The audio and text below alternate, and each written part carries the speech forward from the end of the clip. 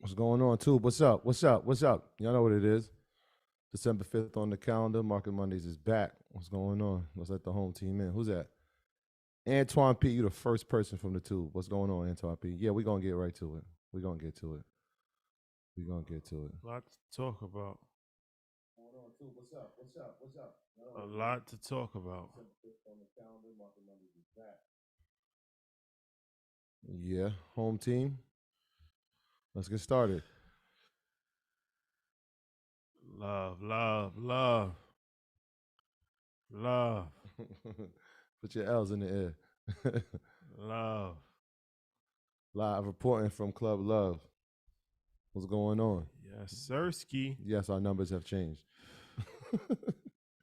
Yeah. Let's get into this, man. Let's let the bro in. There's a lot going on in the world. Got Deion Sanders leaving Jackson State. Yeah. A little uproar going on about that. You might have heard. I ain't know if I should do yay mask or me mask. We still rocking with Kanye? No, you sound good on my end. Kanye? Kanye wilding. I don't know if that's how we want to start. Everybody said I was wilding when I was like, yo, Kanye tripping. Yo. Shout out Alex Jones. Nah, I'm not shouting out Alex Jones. Forgetting the truth out the boy. Yeah. Nah, we leading with love. We leading with love. Love. We leading with love. Yes. Love. That's the only way, right? That's it, man. That's it. That's the only way. That's all we need, bro. No violence, no fight, no sneak diss, and just love. Just love, bro. Yeah, that's all we got. That's all I got, man. I ain't got nothing else. It's the only thing that there's just too little of. You two, let me ask you a question. How do I sound? How do we sound? Turn up a little bit more. Turn it up more? Yeah, I want to focus right. Go turn me up. Turn my headphones up. Far left. Yeah. Just in case. Blasting. Just in case. He good? How do I sound now? Better. Shout out to him 500 on the check-in. Oh, you in there? Marcus was popping. It's AK him, not them. Early. What's good, my guy? Ernest, what's up? All right. Let's get into this, man. Oh, yes. Another moment in history has happened. Yes. Love. And Can I get some interview questions now? Yo, I mean, that's, you know what, the best what part. What are the top 3 questions that you guys learned from Diddy, aka Sean Puffy Combs, aka Love, this weekend at Art Basel? Yo, Ian, before we do that, it's just, I mean, these things are happening in real time, and so like we're living it, right? But I always wonder how people are viewing it. And so, like, seeing the feedback, it's just like, yo, this is incredible. Like, I imagine people watching us from the dining room to this point and, like, saying these names consistently and, like, yo, we're going to keep saying their names till they sitting here, and you're going to keep saying their names till we in the same rooms. And now it's like, we here. And y'all here with us. It's a key lesson to speak into existence what you want in life. Love. I hit y'all this weekend. Like, I'm proud. Like, a lot of podcasts been around. I've been listening. I'm like, yo, the run y'all been on and getting this. I don't know what the conversation was, but I know when both y'all get to smiling and the drinks get to pouring. Mazel tov. No Way Out 3 featuring Rashad and Troy coming next year. Murder Beats, what we doing? Let me get one track on there. But yeah, it's amazing, like, to see the maturation and you know, even with me calling out Meta and going back to the office and going back this week, but to see y'all do what y'all doing with Diddy and the love from there, no pun intended, be there from him, and seeing y'all cook on Revolt, it was like 2023 gonna be crazy. Yeah, indeed. Yeah, it is. Yeah, no, it is. I appreciate that, man. We're gonna tell that story. We'll save that for the end because that's definitely a good story to tell. Yes. But shout out to Diddy first and foremost. Shout out to Lou Tucker. Powered by Lou Tucker. Lou Tucker, a legend himself. Shout out to Lou Tucker. Shout out to Tariq. Shout out to Deion. Shout out to the whole team over there, man. You know, it's just interesting. Everybody has different perspectives on situations. But you know, we've been dealing with revolt for 2 years now, and all I've seen is good business. We've never had an issue. All I've seen is a black staff, Mm-hmm. all black staff. So I don't know. I can only go by my own personal experiences, our own personal experiences. But it's been a vibe. And you know, Diddy. Hold on, let me see. They said my mic is low. 2023, I'm getting all audio mastered. Go. I need an engineer on set, Auden, somebody. Yo, you seen that? That was like a pit stop right there. How does it sound now? How my mic sound now? A little bit better. Well, I will say the name. I'll send some cables that way, or try to text you. All right. The Go joints, yeah, because I'm gonna make sure we got to be on No Way Out tour next year. Gotta get these vocals right. No, we definitely do. That's something I been talking about that for 24 months. So hopefully we can get that right. But I'll tell this story later on. But I want to get the show started because there's a lot to cover. So first and foremost, thank you to Ally and United Masters. It was a really dope event that we had at Art Basel, and a really dope experience. And that was really, really dope, man. Like interviewing Timberland. Timberland's all the way tapped in. Absolutely. Yeah, good brother. Super dope dude talking about, the Thriller IPO and how him and Swiss they have more stock in the company than anybody else. And the reason why he sold his catalog and the reason why they sold Versus and equity plays and valuations and just really, really interesting conversation that we had with him. So that Art Basel event was really, really legendary situation. We had Ronnie Brown come. We had panels all day. We had a surprise performance from Pusha T. So it was just, it was one of them things, man, where it was just really, really dope, man. A highlight of Art Basel for sure. So shout out to Ally.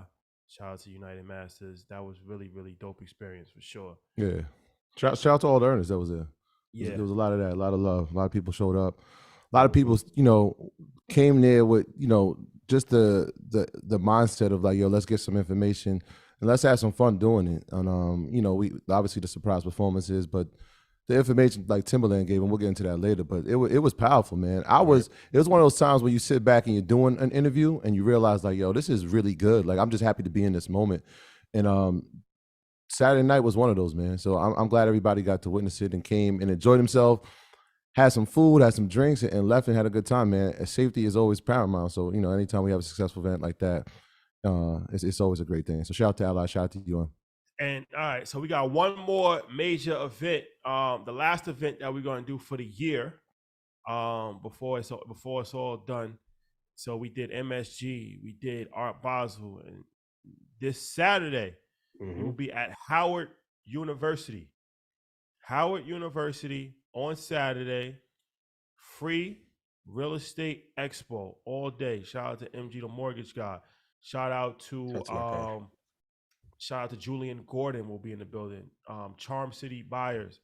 And it's not just for Howard University students. It's actually for anybody. It's just at Howard University's campus. But it's for anybody and it's free. But you must RSVP. Go to our website or click the link in the description of this video. RSVP. Go to the website. It's under the DC tab.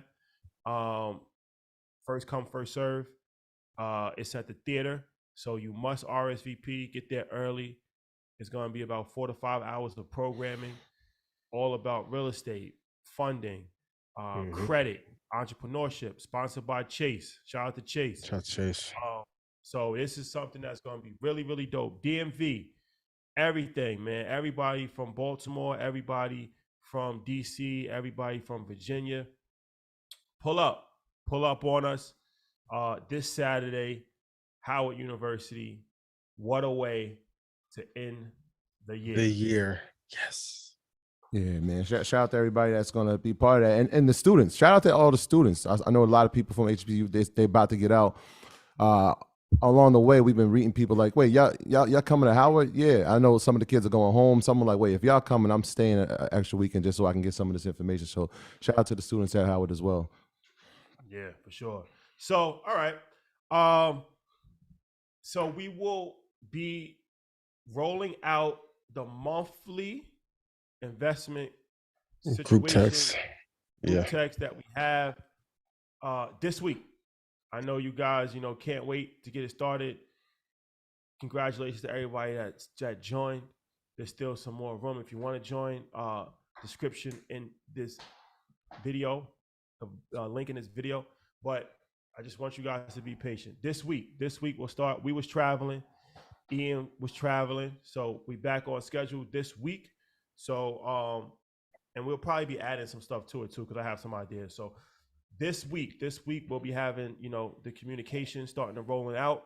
Mhm. So just bear with us, and we're gonna get it done this week. And then my last announcement before we get the show started: Earn Your Leisure, big episode for Earn Your Leisure. Tomorrow we have Irv Gotti. Hey. Irv Gotti sold his catalog for $100 million.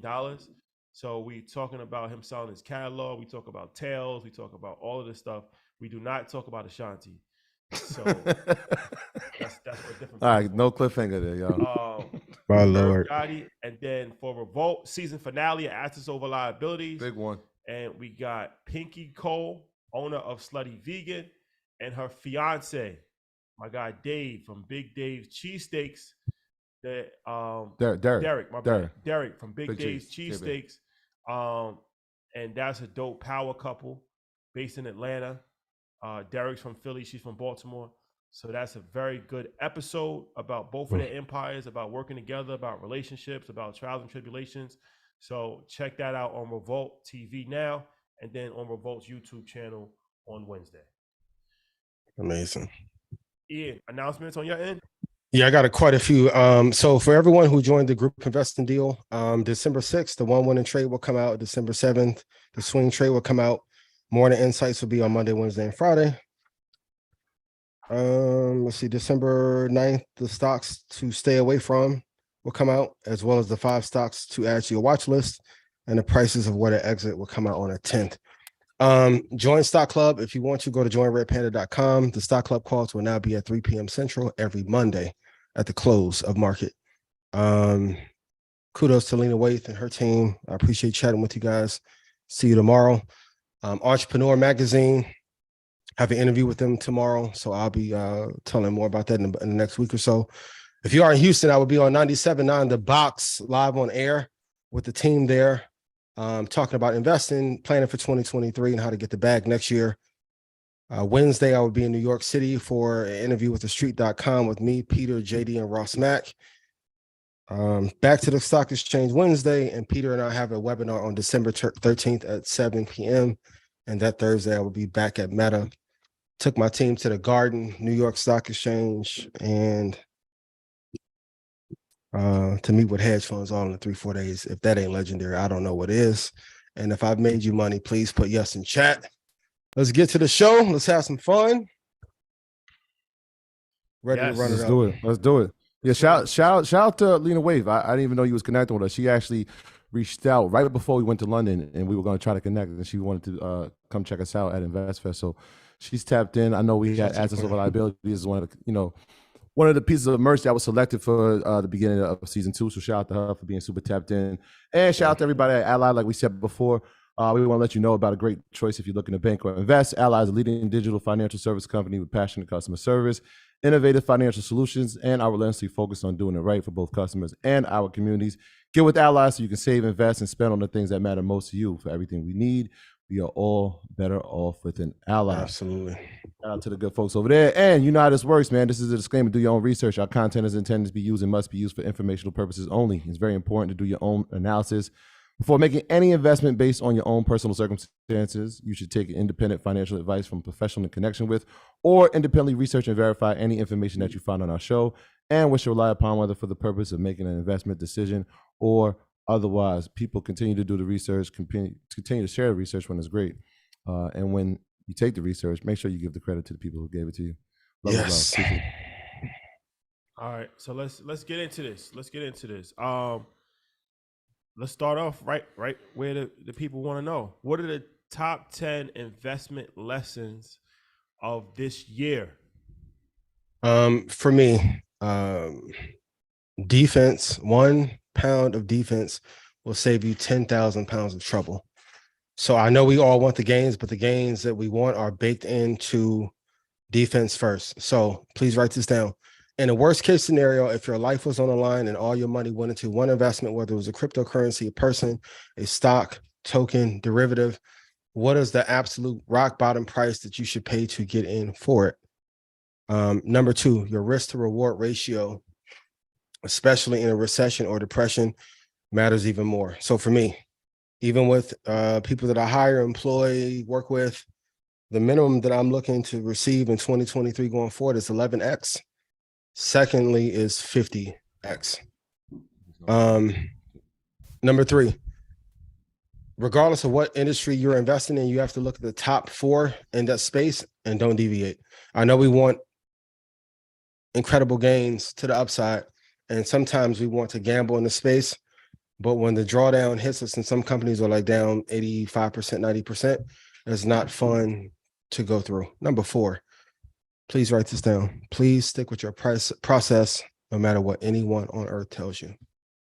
I remember when I was telling everyone 20,000 was coming in Bitcoin and what seemed like these crazy prices in Ethereum. And what if Michael Saylor's fund potentially went under? I don't want Mike's fund to go under, but it's at a level where I'm worried about margin could be called pretty soon if we have one more event that's pretty bad for him.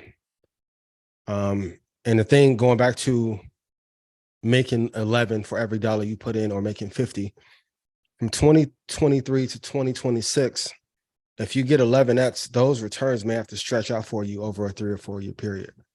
So I don't think we may be looking at for year-over-year returns. If you're not a seasoned investor, you may have to look to get gains over a 2 year period that'll last you 4, or 1 year that lasts you over 3. Number 4, always keep the investing in front of anything else and hunt for an edge in the market every day. So in my walks on Wall Street and the New York Stock Exchange, Peter, thank you. Frankie, thank you. Everyone at Citadel, thank you. The one thing that I see amongst the traders that are really good, and there's a couple that I want to highlight in 2023. I met a gentleman who, when he initially went to a hedge fund, only had 3 clients. He now has 30, book of business at almost 300 million. I asked him, what is he doing? And I'm seeing him every time that I'm there. He's literally hunting for deals for everyone and finding one way to get better in the market every day, whether it's fundamentals, whether it's technical analysis, whether it's understanding arbitrage and how to bring deals together. So hunt for one edge in the market every single day. Never give up on your macro research, even when in the face of all the noise on Twitter, Instagram, TikTok, YouTube, etc., that is telling you to deviate. Because anyone who's been a seasoned investor in more than 4 years felt in 2021 and end of top of 2022 that we were going to come down. And it may take a while for those things to come true, but here we are now, and those that play defense are in an amazing position to capitalize for the next year. And I'll go to number 7, then Troy, I'll come to you and then Rashad, and I'll circle around my last 3. But it is mandatory that you know how to trade, swing trade, and invest, because if you can't generate capital while you're going down, I don't know how you continue to invest in the market. A lot of my biases from the market comes from me being able to trade the futures market and being able to generate the alpha on demand. But trading also helps you allow to see when a market is going to turn over faster. So like if you only long-term invest and never practice trading, your entries won't be as sharp. Like you're cutting with the axe opposed to a scalpel. And even though you may be taking losses in your trades, it will help your long-term entries a hell of a lot better. And also being a long-term investor helps you see the trend of your trades a lot cleaner. This is why you need both. And if you can trend trade, day trade, and long-term invest, you have a formula that will work for an eternity. So, but Troy, I wanted to come to you. Yeah, I think where you left off is probably where I was going to start, because you kind of nailed a lot of the points. But I was going to say that point of long-term investing, and that's what we do, and it's what we preach. But I would say in 2022 was one of those times where it was like, all right, you're gonna have to adjust your plan a little bit, adjust the plan. Absolutely. All right, and so like you may have to make some trades, and so it wasn't, even though it wasn't a lot, it was still an adjustment because I was so long term, and when you're seeing your portfolio turn red a little bit, and you're like, wait, nah, there's still ways to make money in this environment, and so it was like, all right, I've got to learn how to, not even learn, but I have to actually execute on now trading. And the second part of it, so that was the first part. The second part was not falling in love with sectors. Yes. Right? And so everybody knows how much we love technology, and everybody knows how much we love consumer discretionary. But it was like, there's money to be made in these other sectors, right? Like we always say, if there's a recession somewhere, or if there's a bull market somewhere, or there's a bear market in another place, and vice versa. And so it was like, all right, well, let's really lock in some of these other sectors. Let's look at the top 2 or 3 and maybe one emerging. Like, I know we say that a lot. Let's look at the top 2 or 3. But I always, like, that was one of the things I implemented, was like, let me find one emerging. Let me see what's one that's emerging in some of these sectors. And so it made me a better, like, analyst, right? Now I can see the game. I'm looking at the whole field, whereas I used to just look at a few pieces of the field. Like, all right, technology, good. Consumer discretionary, good. Consumer staples, pretty good. Healthcare is good. Oh, but what about over here? There's other stuff. Utilities. What about that? You know what I'm saying? And so having a wider range, looking at those top 2, but trying to find one that, this looks like it has some potential. I think that was one of those things too that over the course of the past 12 months I've had to implement in my game plan. I love it. Shah, what about you? You have 2 more you want to throw in?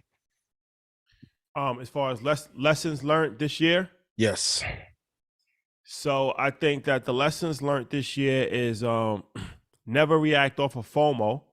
That's extremely important. That's a huge lesson. And even switching gears to the real estate market, I think that that's something that people learned.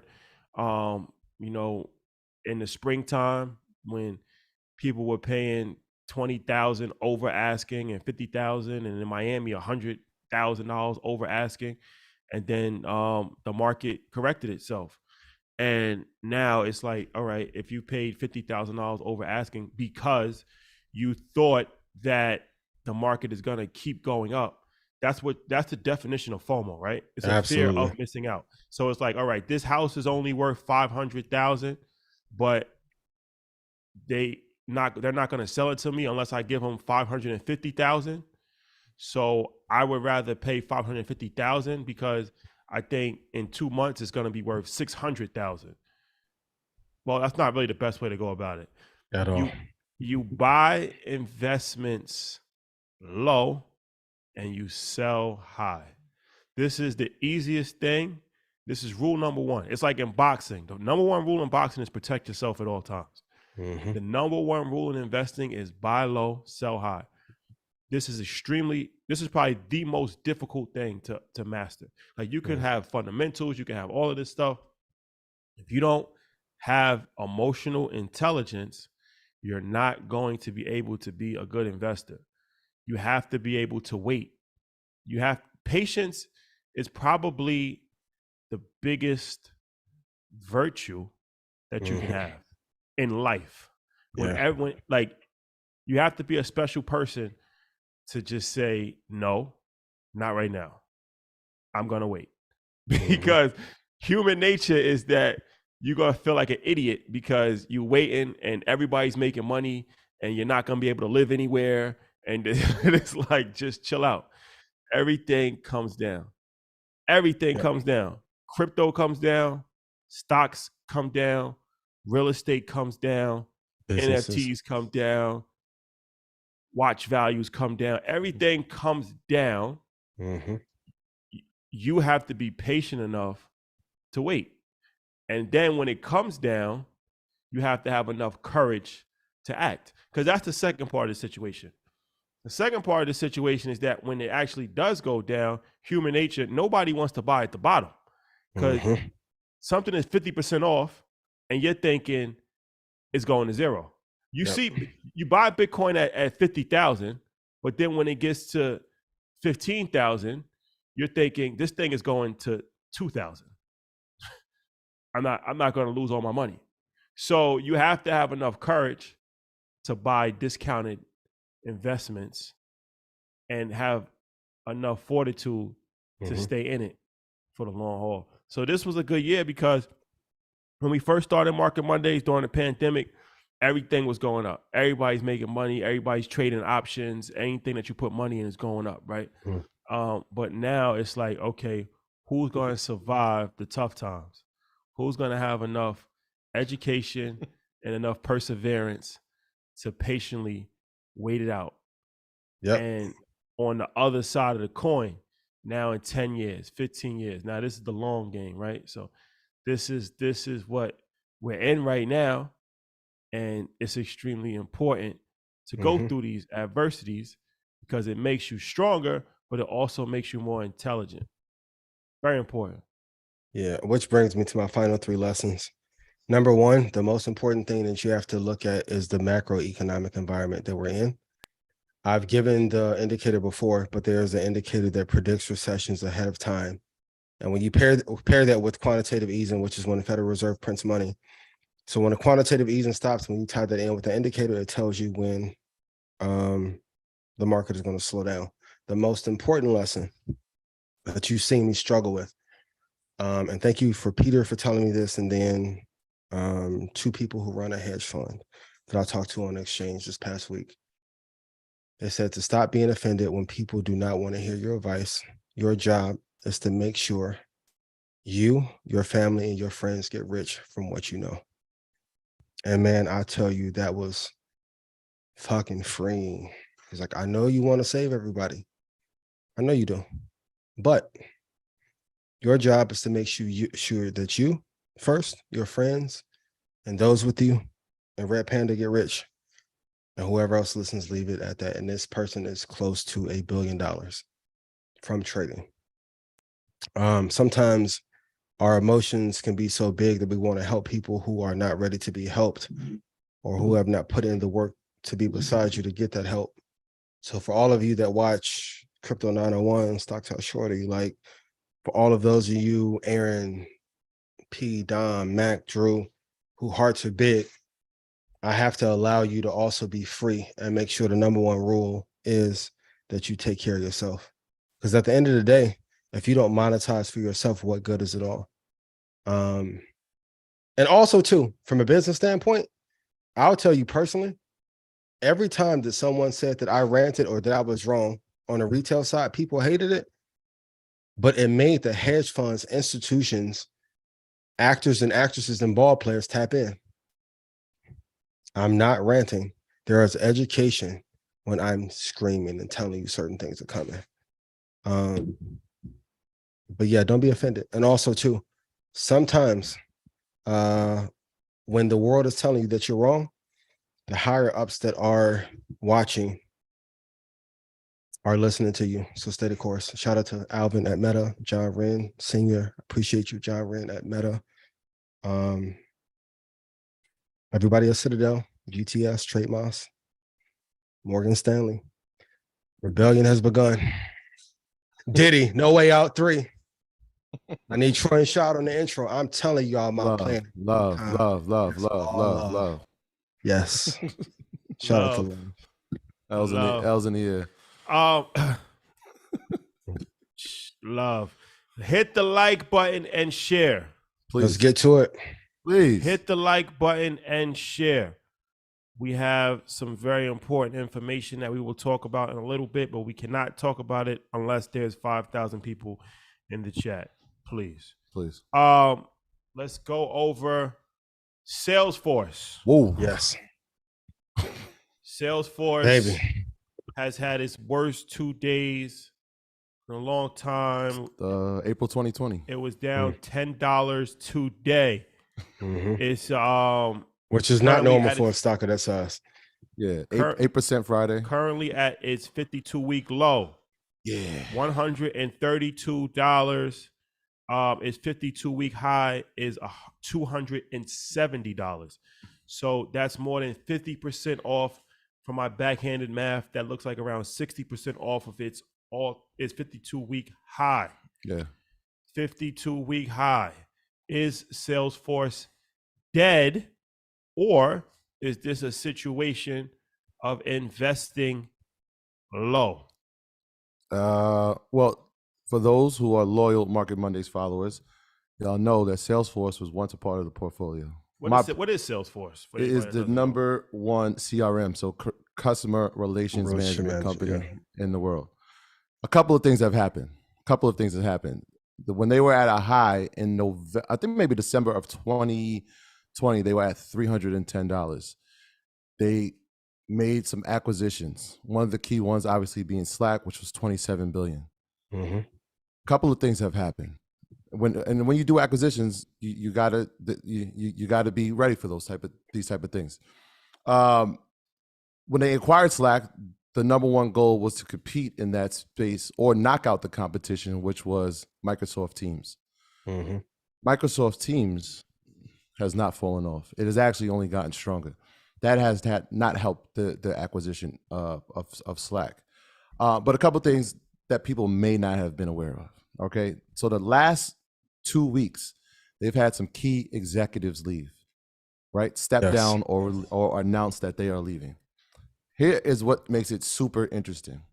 So they acquired Slack for $27 billion, right? They acquired Tableau, which was another computer software company, for $15 billion. And MuleSoft, which is another smaller company, they acquired for $6 billion. So since 2018, they've spent $50 billion in acquisitions. $50 billion. Over the past 3 weeks, 3 executives stepped down. Let me tell you where they are from. Okay. Salesforce CEO Brett Taylor stepped down. Stuart Butterfield, he is actually the president, or was the president of Slack. He was the CEO of Slack.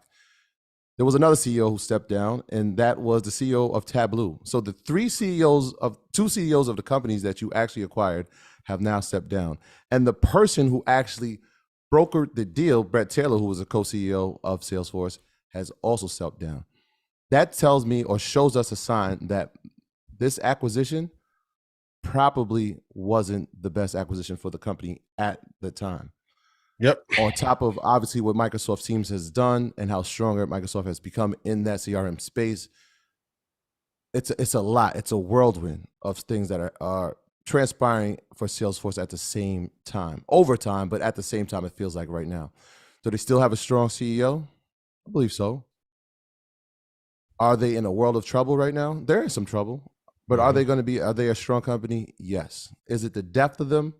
Ian, I'm going to say no. It goes back to one of the points that I always make when we are comparing a company head up. Is their management better? So if you have the 3 people that leave your company, this is like Russell, Lior, and Kevin Lyles back in the day leaving Def Jam.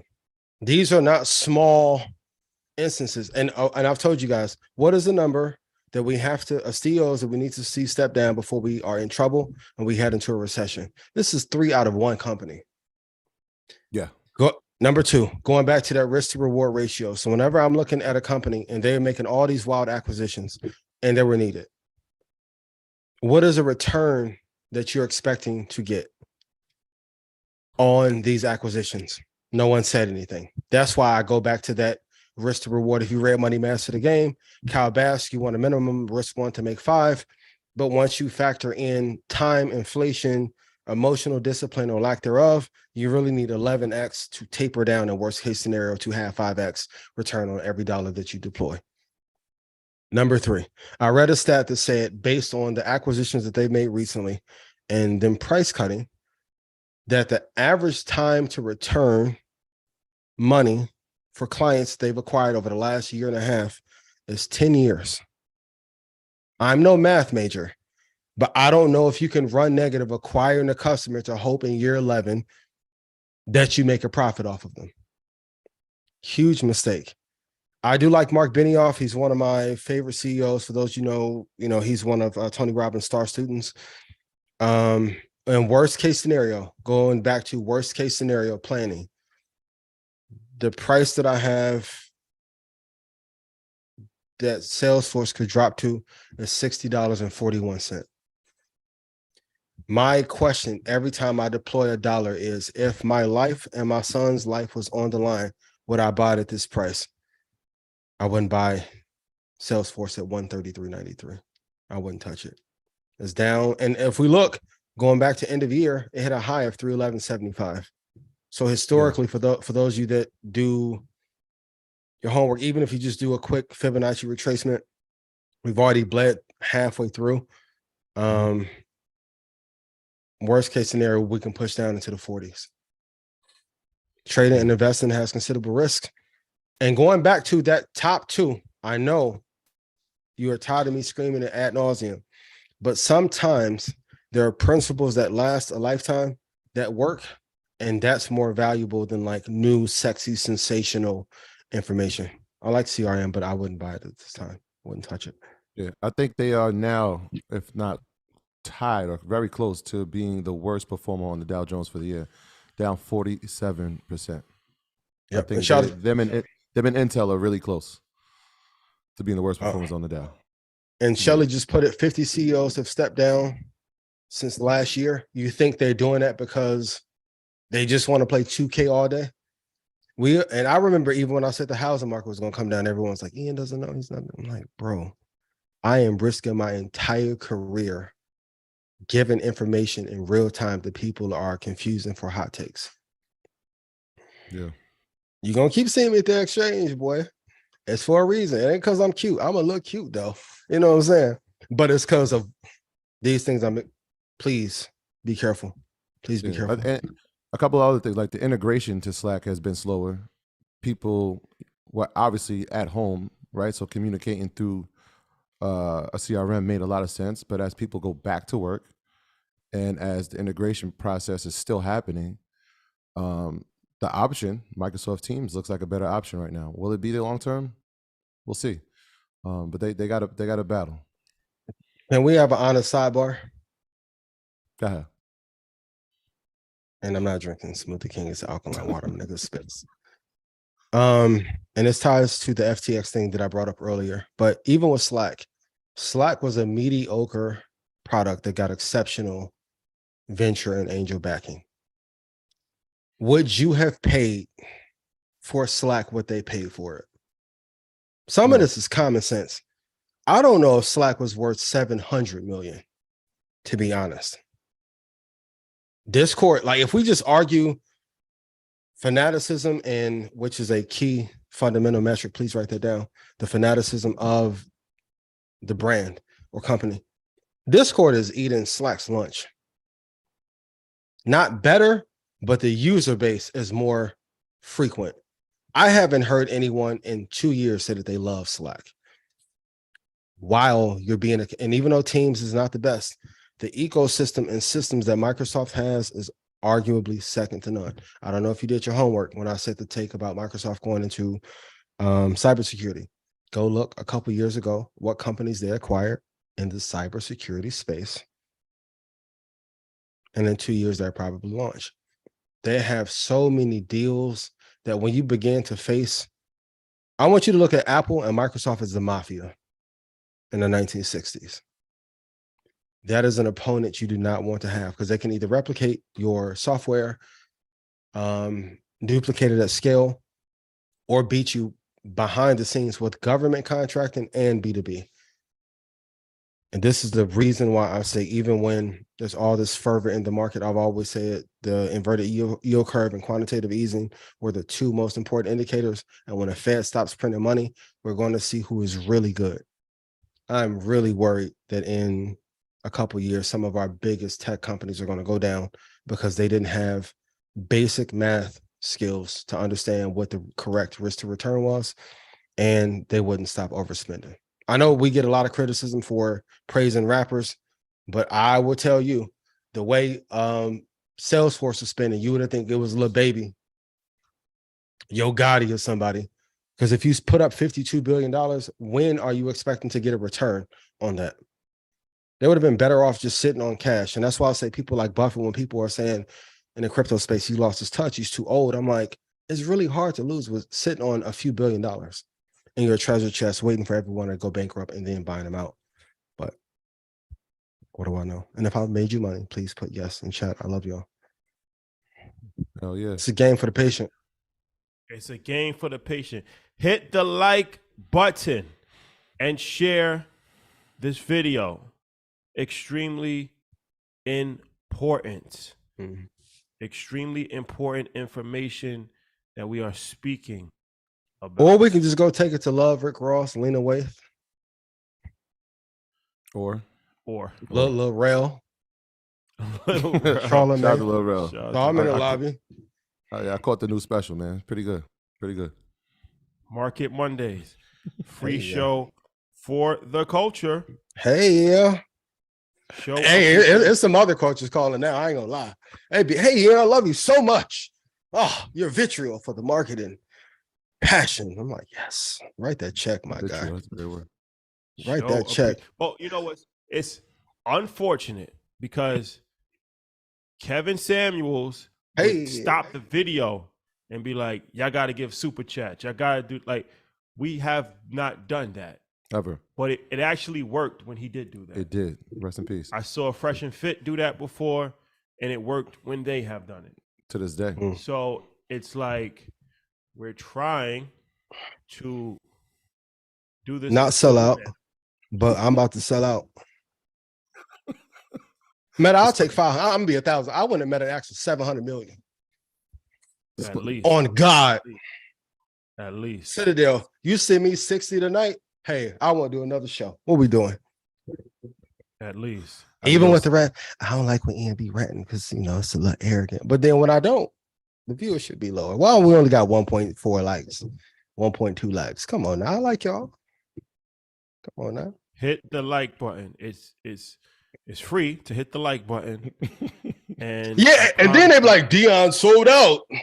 We're taking our talents to Boulder. We're going to talk about Deion Sanders because that's important. 5,000 people on the check-in. Okay. And I appreciate all of you. This is just entertainment. So let's talk about this.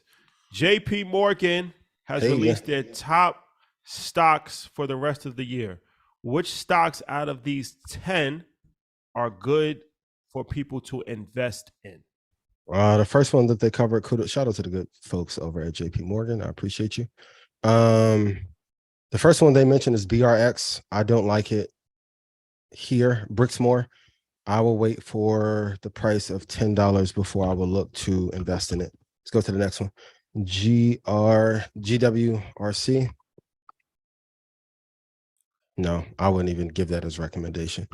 And to give context, these were 10 for the month of December. I'm not looking for us to have short-term trades unless you're like in our investment group, but I wouldn't touch that one. Dollar Tree, I like. It's something that I've given out in Stock Club. That's probably the main one that I like the most. The price is too high. Stock Club members don't be mad. 104.15 is a price that I like for Dollar Tree, as long as we stay in a recession. So whenever we enter a recession, and plus quantitative easing eases up, means the free money goes away, and now we get to see what businesses are really good. There is a shift from tech and companies that are not producing the highest percentage of profit to actual value companies that will go up, and utility and oil and gas. So I like Dollar Tree during a recession for sure. The next one is TRU. You can write it down, put it on your watch list. I don't like it. I wouldn't touch it to $21. I wouldn't touch it if my child's life was on the line. Amazon. This is a Stock Club pick. I like it for sure. I would hold for the long term. It's going to be rough over the next year, but if it gets down to Stock Club, I won't give our price. I will wait for the 70s, like 70 flat before I touch it. JP Morgan announced that they are picking Amazon as its stock of the year. That sounds familiar. They have it overweighted at $145, saying stock of the year for what, next year? For 2023.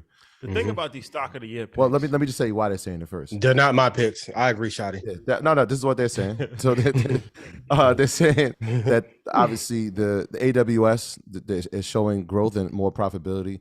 They're saying obviously in e-commerce, we spoke about this throughout the year. Obviously, it's going to become the number one e-commerce platform, overtaking Walmart. But they also said, and like we said on Market Mondays, the advertising space where they are a rival to Google in the advertising space. Most people don't even realize it, but they are.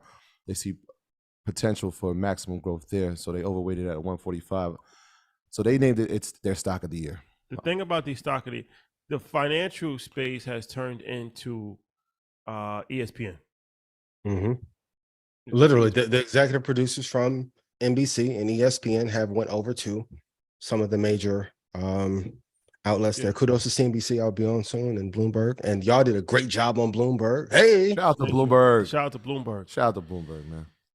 Shout out to Bloomberg. Good friends over there. But so when I'm saying at ESPN, I'm not even like joking. I'm just serious as far as the content structure, where you have debate shows and you give predictions. So it's like at the beginning of the year, you're predicting who's going to be the top quarterback. Mm-hmm. And you're predicting if LeBron is going to average more than 25 points. And you're predicting who's going to be the best team in the Western Conference. And it doesn't even work out half the time. Doesn't even work out. It's pretty much just a slightly educated guess. That's what it is. So it's like, it's very similar. But does it have to? Huh? Yes. Does it have to work out? Yes. Well, here's why, right? For that analogy, if I'm doing a prediction, I say, yo, Giannis is going to win the MVP. He'll probably finish in the top 3 for MVP, right? But he's had a great, right? I'm just saying. It's an educated guess. That's what I'm saying. But it's an educated guess. Now, it doesn't have to be dead on, but he's going to probably finish in the top 3 for MVP, right? If I said like Jason, or even better, Joker, right? If I said Joker is going to finish in the top 5, he's finished in the top 5 of MVP for the last 5 years. It's an educated guess. For a lot of these educated, look, a lot of people said that Google was going to have a good year. It did.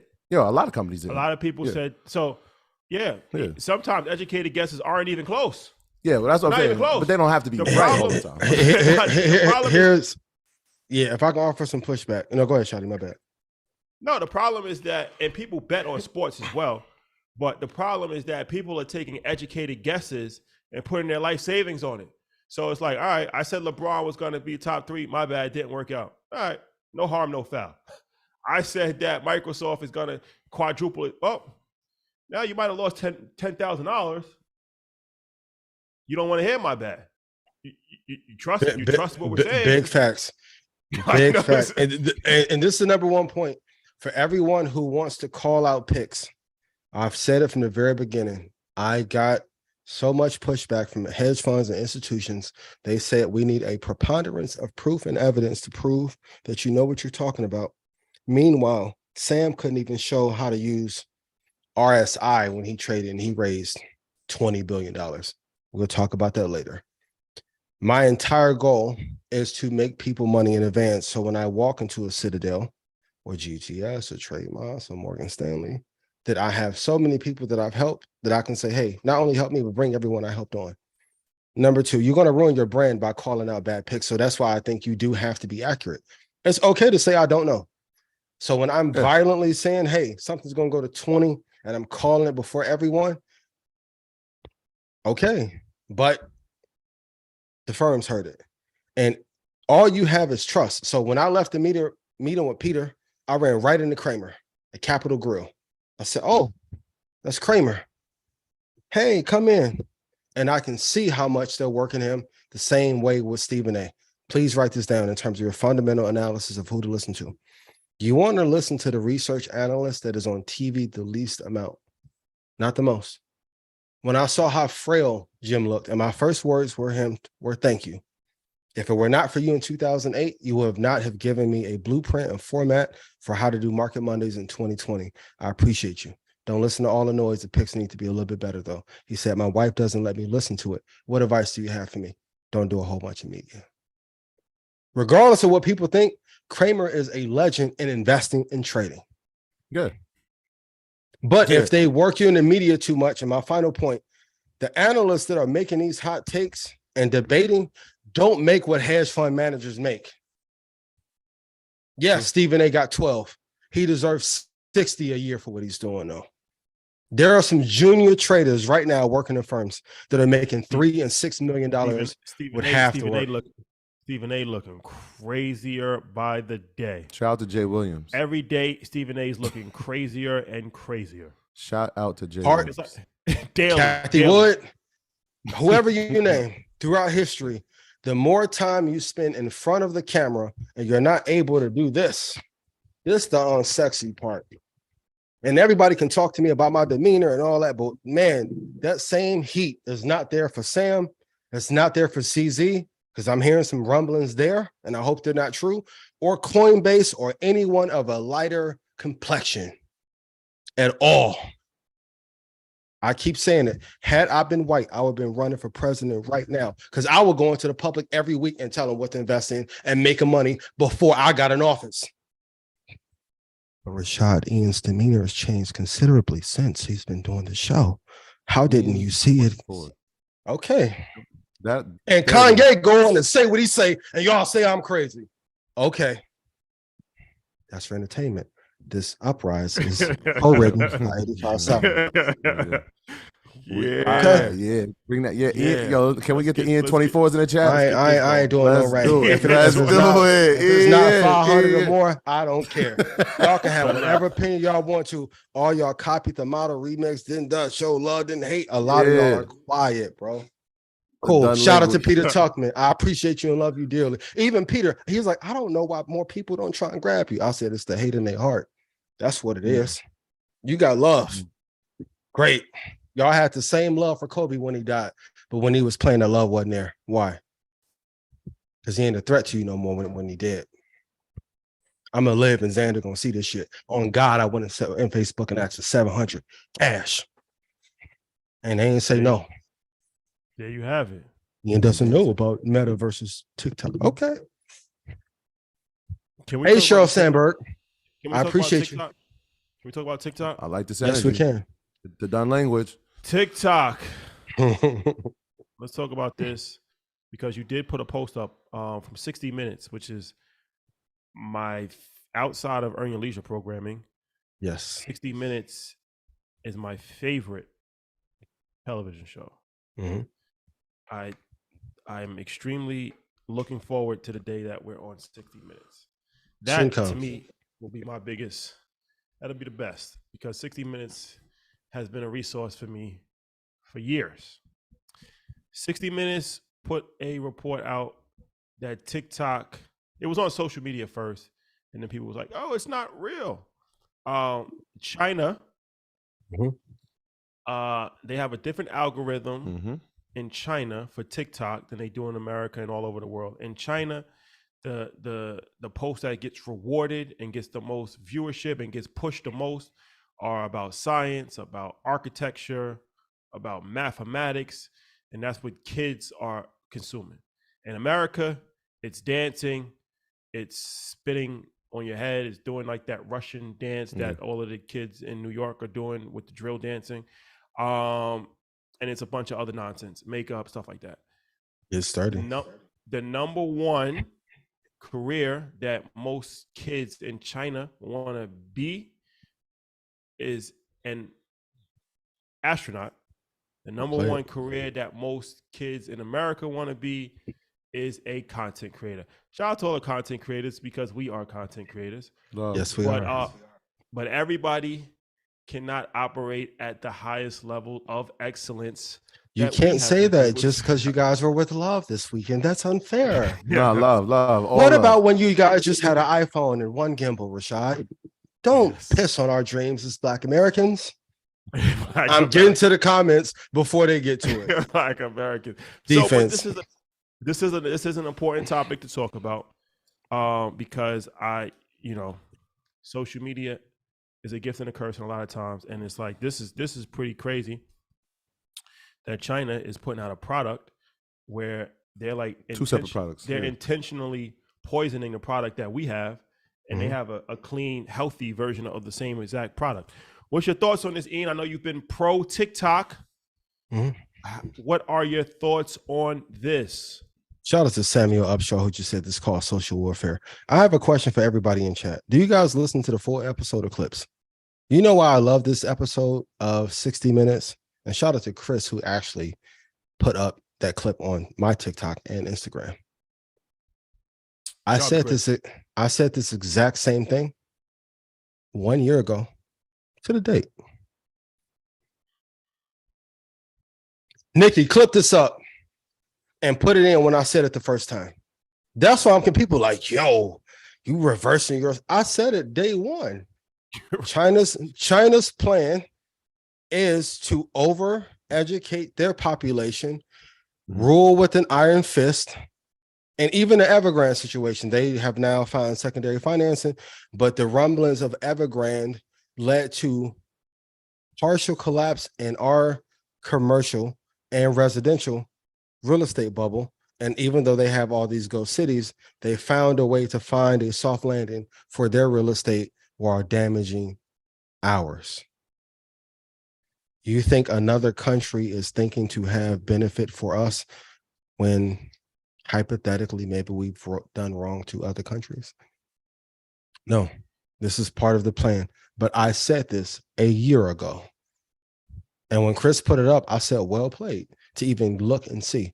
Am I a fan of TikTok? Yes, I think it's a better social media app. Now, I can tell you, being inside the office is a matter of third time's a charm. Fourth time, I may get the check. The systems in TikTok are better than that of Meta. Hands down. So yes, this is a war tactic.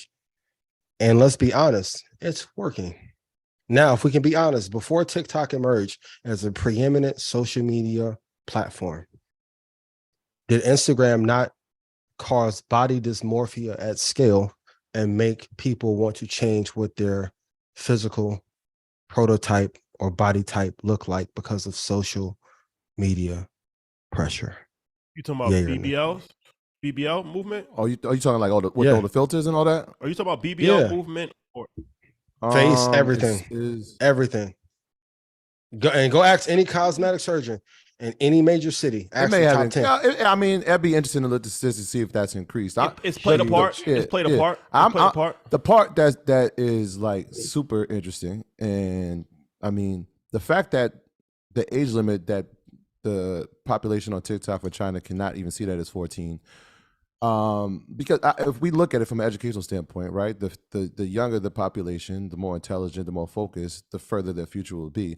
The fact that we have no regulation and everybody is like kind of cool with that is interesting in itself, right? Like, but this goes to show, right? Like, I can weaker your population, and if I can make them feel, or not at scale, but at scale, take their algorithms, take how they're viewing content, use it within a fraction of a second to keep your attention and keep you zoned in on a specific area of just entertainment, like we've seen. Yeah, that's going to make my country superior. Of course. Obviously, right? I will say this. Follow our TikTok. Our TikTok has been booming the last 2 weeks. It hit an algorithm. It has hit an algorithm. So if you are going to be on TikTok, you might as well consume some level of positive content. Yes. All ages. Earn Your Leisure and The Real Master All Investor. ages. No age. Yes. Listen, no age limit needed for Earn Your Leisure content. Yeah, no, there's no age limit. Yeah, but I will say this. About the social media thing. We won't know the full effects of this whole social media experiment until 30 years from now. That's not true. And let me back away. My apologies. The full effect. Because it's like, it takes time, right?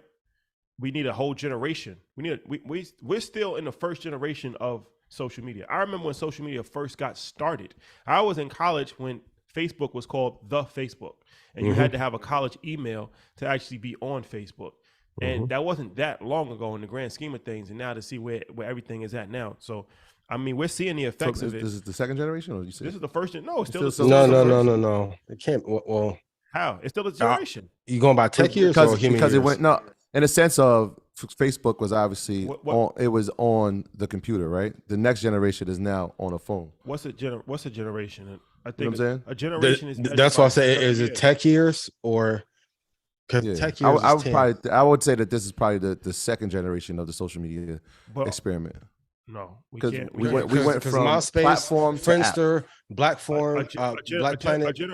A generation is measured by 20 years. Yeah, but I'm talking that's technology. I just asked, are we doing tech? Just going by the definition of what a generation is, Webster's definition. Okay, I'm not mad at that. Okay.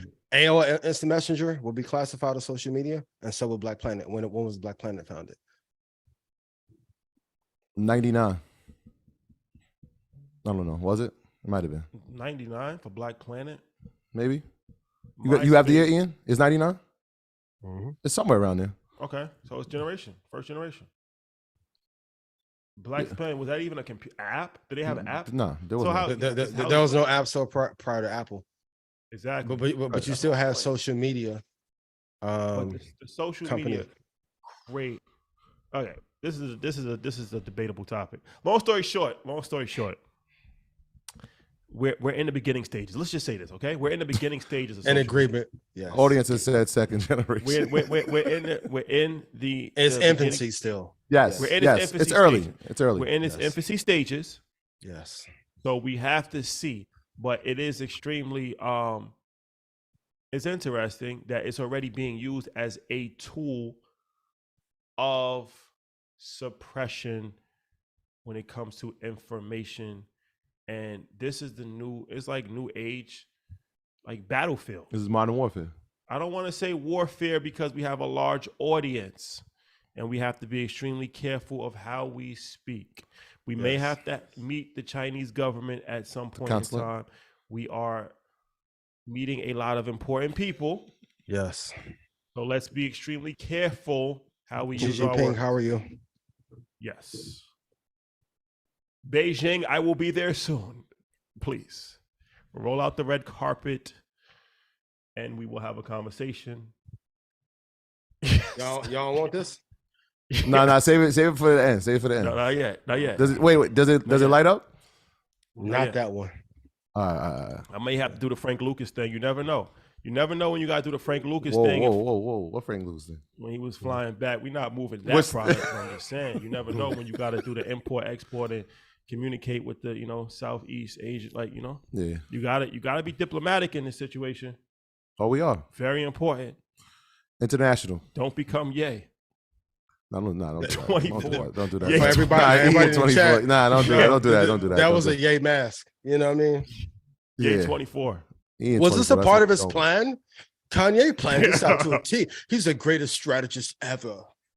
No, he's nah. The done language. New segment alert. Done language. Sam Bankman Fried allowed to go on press tour after the financial scandal. Why was he allowed to go on a press tour after the financial scandal has taken place with FTX? Ian, before you start, here's the interesting thing about that. We were, as he was about to speak, we were at Bloomberg watching it, and they were asking the same thing. Like, why are they allowing him to do this? So I'm interested. I'll give a little feedback, but you guys start. I don't know why. So I want to pose a question to the audience. I'm being serious. And this is part of fundamental research. This isn't for like clicks, right? So if a company has no board of directors, and they raise capital, they have no record of how much capital came in, no security protocols. You don't know how many people was employed there, how long they worked there, or where they worked prior. Alameda had a security exemption to not be under the same rules and agreement that FTX was.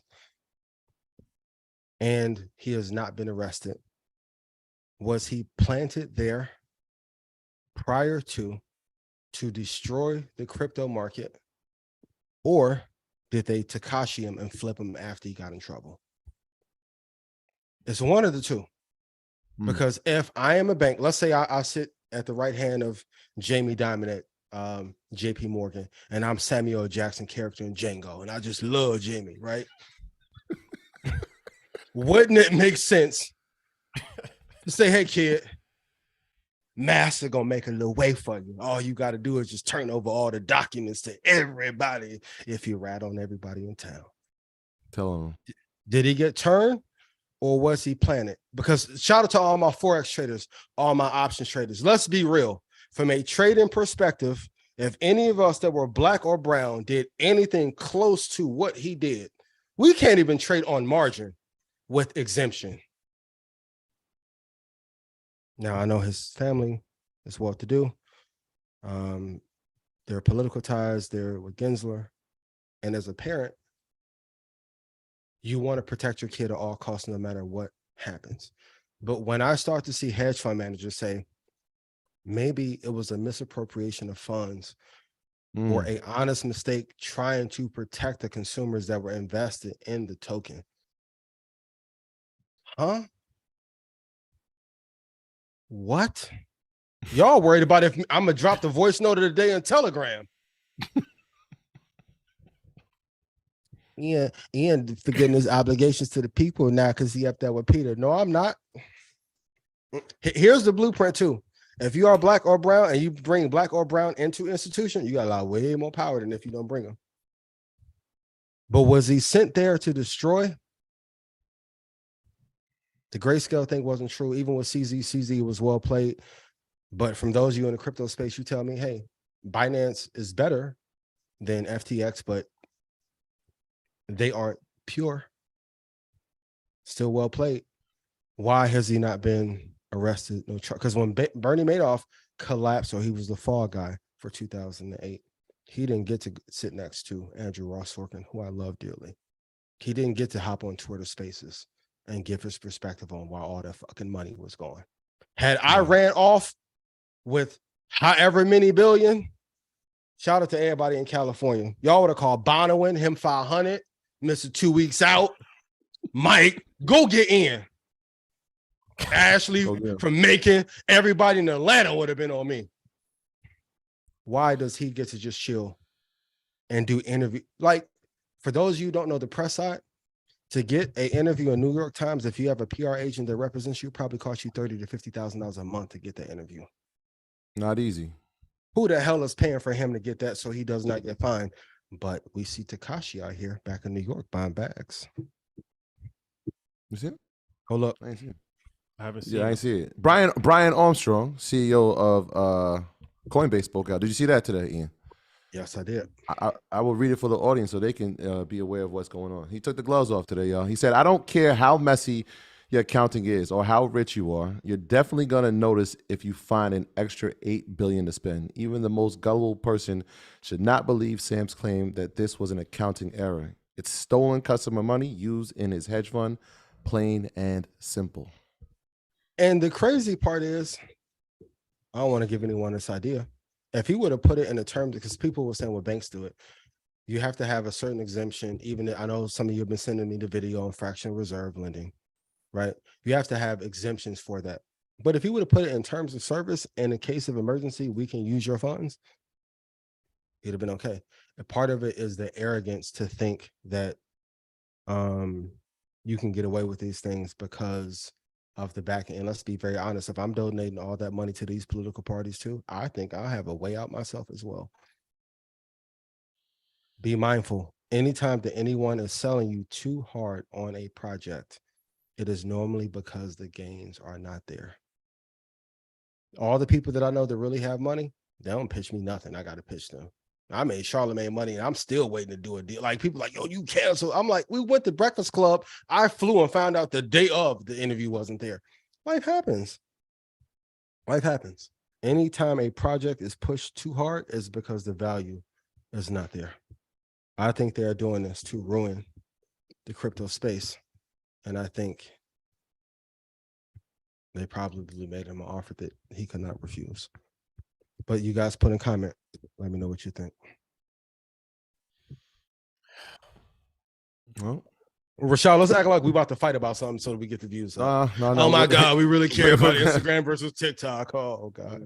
Okay. We're going to monitor the situation. How much money should you spend on a first date? Like, I pioneered that. I want royalties for that, man. Like, I saw CNBC put the average cost for a first date is $99 for the average American male. Like, what? Like, they made a whole genre of dating financial literacy things after this. Like, and then everybody's on TikTok like, yo, bro, $300, yes or no, under, over, what do you get? Like, they made a complete mockery of this whole dating situation. It's still going on.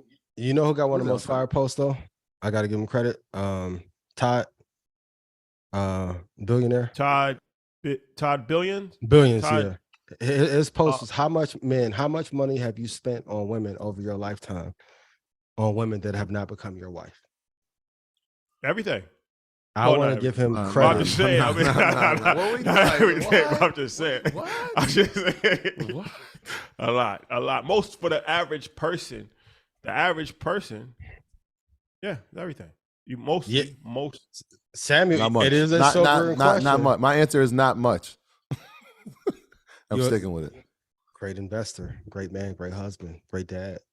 Well Appreciate played. Yeah. Fellas, 2023. Ain't no more spending. Budget cut alert. The dates have been cut in half. Budget cut alert. They got mad over that 500. Y'all heard my first 3 days, boy. I would have sit there in the fucking frenzy. Budget cut alert. And for shit still had to work out. Enjoy the last month. Enjoy the last month of the year. I want to talk about some very important stock review. Ian's going to do stock reviews of some of your favorite companies. Let's run it. Meta. But before we do this, yes, he's going to talk about Meta, eBay, There's a lot. Neo, bunch of different stuff. Before we do this, for the culture, our guy. Anyone who says for the culture is a scam artist, Rashad. Somebody that we spoke about, and it's somebody that we had the honor of interviewing. Legendary episode. If you haven't checked it out, this is an important financial topic. Deion Sanders Yes. has taken a job at Colorado University. People are very passionate about this topic. Yeah. But like I said, it's bigger than sports. It is a financial topic on a variety of different levels. Mm-hmm. He left Jackson State University. Shout out to Jackson State. Mm-hmm. SWAC champions. Undefeated. Yep. To become the new head coach of Colorado University Boulders. They had a record of 1-11 last year. They are in the Pac-12. Mm-hmm. Me and Troy were actually debating this yesterday. Yes, we were. So, okay. Passionately. Let's get into this conversation. Deion Sanders, what are your thoughts on this? Initial thoughts, great move. He set a trend by going to HBCUs and making it relevant to celebrate what coaching can look like when you add a social aspect to it, when you add flair to it, when you add swag to it. He did all those things. He set out to change the lives of young men and young student athletes. He's done that. Not only did he do it, but he involved his family, right? So he had his daughter working there. He had his 2 sons playing. He had the #1 recruit in the country come to the school.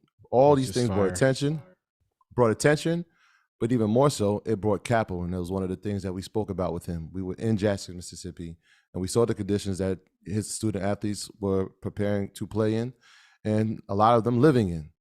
And we saw the revenue for Jackson go up by 30%. A lot of it was attributed to what was going on with the football team there. How much was he getting paid? I'm going to cut you off, but how much was he earning per year? I think like 300,000, something like that. It was minimal. It was right. It was in the mid hundreds of thousands, right? Shit, I would love Game 7. So I mean, he did 3 seasons. He went to a bowl game last season. They were 10-2 this year. They're 11-0, and obviously will be in some type of bowl game this year. And it's about expansion, right? He never said that he was going to be there for 50 years. He never said he was going to be there for 10 years. He said he wants to impact as many young men's lives as possible. Has he done that? Yes. Has he brought awareness to HBCU football and sports and student athletics? Absolutely. What needs to happen now, in my opinion, is now that the trend has been set, who follows in the lead, right? You still have prominent football coaches and basketball coaches and, I mean, professors that are still at these universities and schools.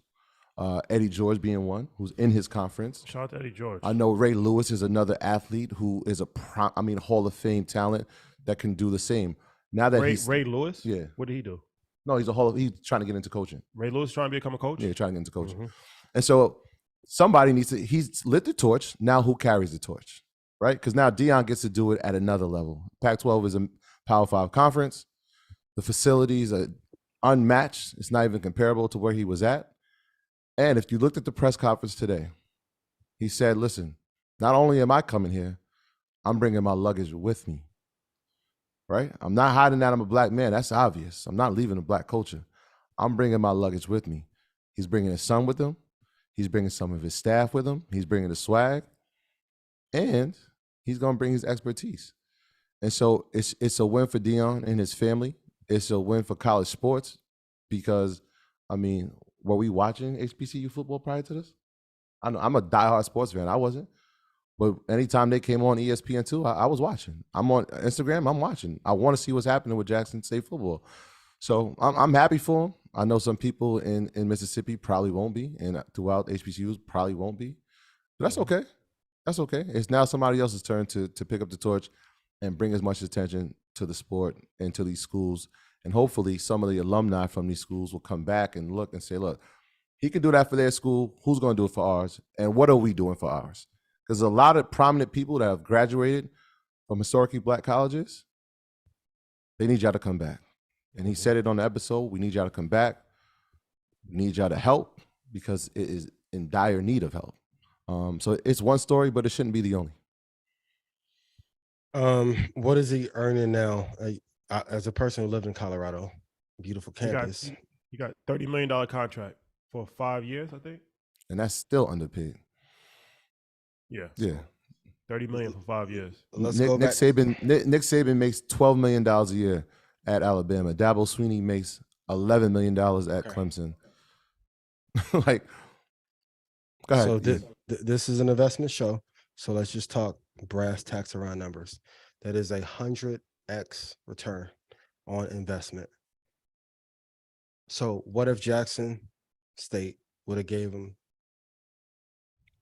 half of all increases on gross revenue or concessions or jerseys or the deal part that we don't talk about. Now, I was talking about this with Pierre. I think a lot of the pushback was the university. If it was like the Ohio State, IU, Purdue, Penn, people could have understood it. UC Boulder needs a lot of work in terms of their team. Mm-hmm. But when you're looking at 100x return, so I want everyone to put in chat, not the real number, but what is 100x your salary, and would you not leave where you're working now to go somewhere else? I think number two, the biggest issue people may have had was the succession plan. So it's great that he's taking his son. I love that he has to do his best for him. But I think one of the issues was for those that are in Mississippi, like, hey, what do we do about who will be next? So the succession, although we can argue that's really not up to him. And if he wasn't getting the resources that he needed, sometimes you have to make an offer so irresistible that a person will not leave you. And JSU did not do that.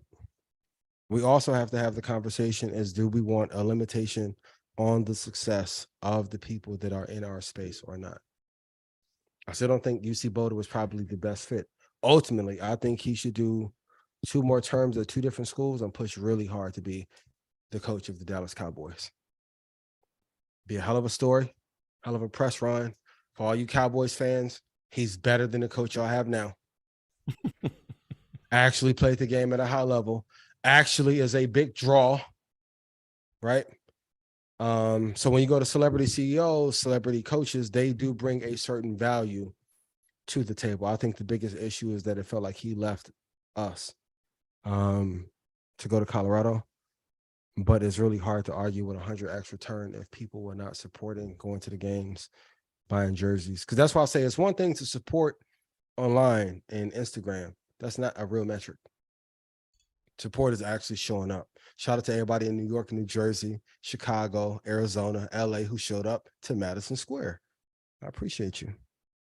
But we have to do a better job about having a strategic plan around how we support our entrepreneurs. Because if we're going to be honest, if Meta is falling apart with the powerhouse of Instagram and the other powerhouse of WhatsApp, and they own them, you think likes and reshares and reposting the stories is actually moving the needle?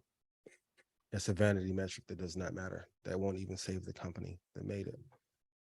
I'm happy for Dion. I think he could have picked a better school, but if I get 100x, shit, I go invest and trade for UC Boulder too. They give me 100x what I'm making right now, and I'm straight, so I'm not mad at it. But he was underpaid then and now. And I got one issue with it, but I'm gonna let Shotty go, and I'll say my only issue with it. Only issue. All right, but Shotty, I'll let you go. I want to be thoughtful in speaking about this because Deion Sanders he's a good guy. Mm-hmm. We We had the honor of connecting with him, interviewed him. He's very gracious with his time. Good dude.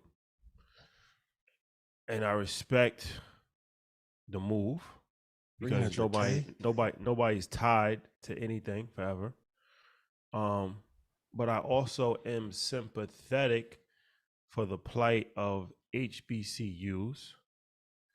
I can understand the disappointment because it was sold on a culture. That's how it was kind of packaged. Like, like this is for the culture, this is the culture, swag, this is the culture. If it's just a job, then it's just a job. But when it's sold as something more than a job, like when you're working in Colorado, it's just a job. But when you're working at HBCU and you're selling it as an HBCU, and this is going to be an opportunity for young athletes to come and, be with their own people. And, and that's kind of how it's packaged, whether he did it or whether it was done, like, that's kind of how it was packaged. So it becomes more than just a job. It's kind of like, a mission.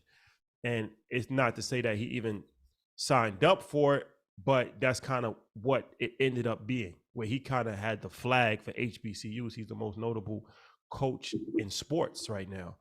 And he's holding a flag for every HBCU. So it's definitely demoralizing when you finally get recognition. You finally start winning. You finally get, athletes and entertainers, and everybody's coming and everybody's championing it, and Earn Your Leisure's doing interviews, and Gillian Wallow's coming every other week, and 60 Minutes, and Good Morning America, and you're getting all this national attention, and it's like, okay, we finally made it, and then it's over. So, like I said, I don't blame Deion because he is who he is, and he's gonna be one of the best coaches in the country, and I respect that. But like I said, I could also understand the disappointment in the HBCU community. But I will say this: Earn Your Leisure will be at Howard University on Saturday for the culture. That was a hell of a segue. Free event. That was a hell of a segue. Link in the bio. RSVP. Go Bison. We love you. And I know Howard's athletic director would never do this, but does Jackson State's athletic director deserve any of the blame for not putting up the capital to keep him there?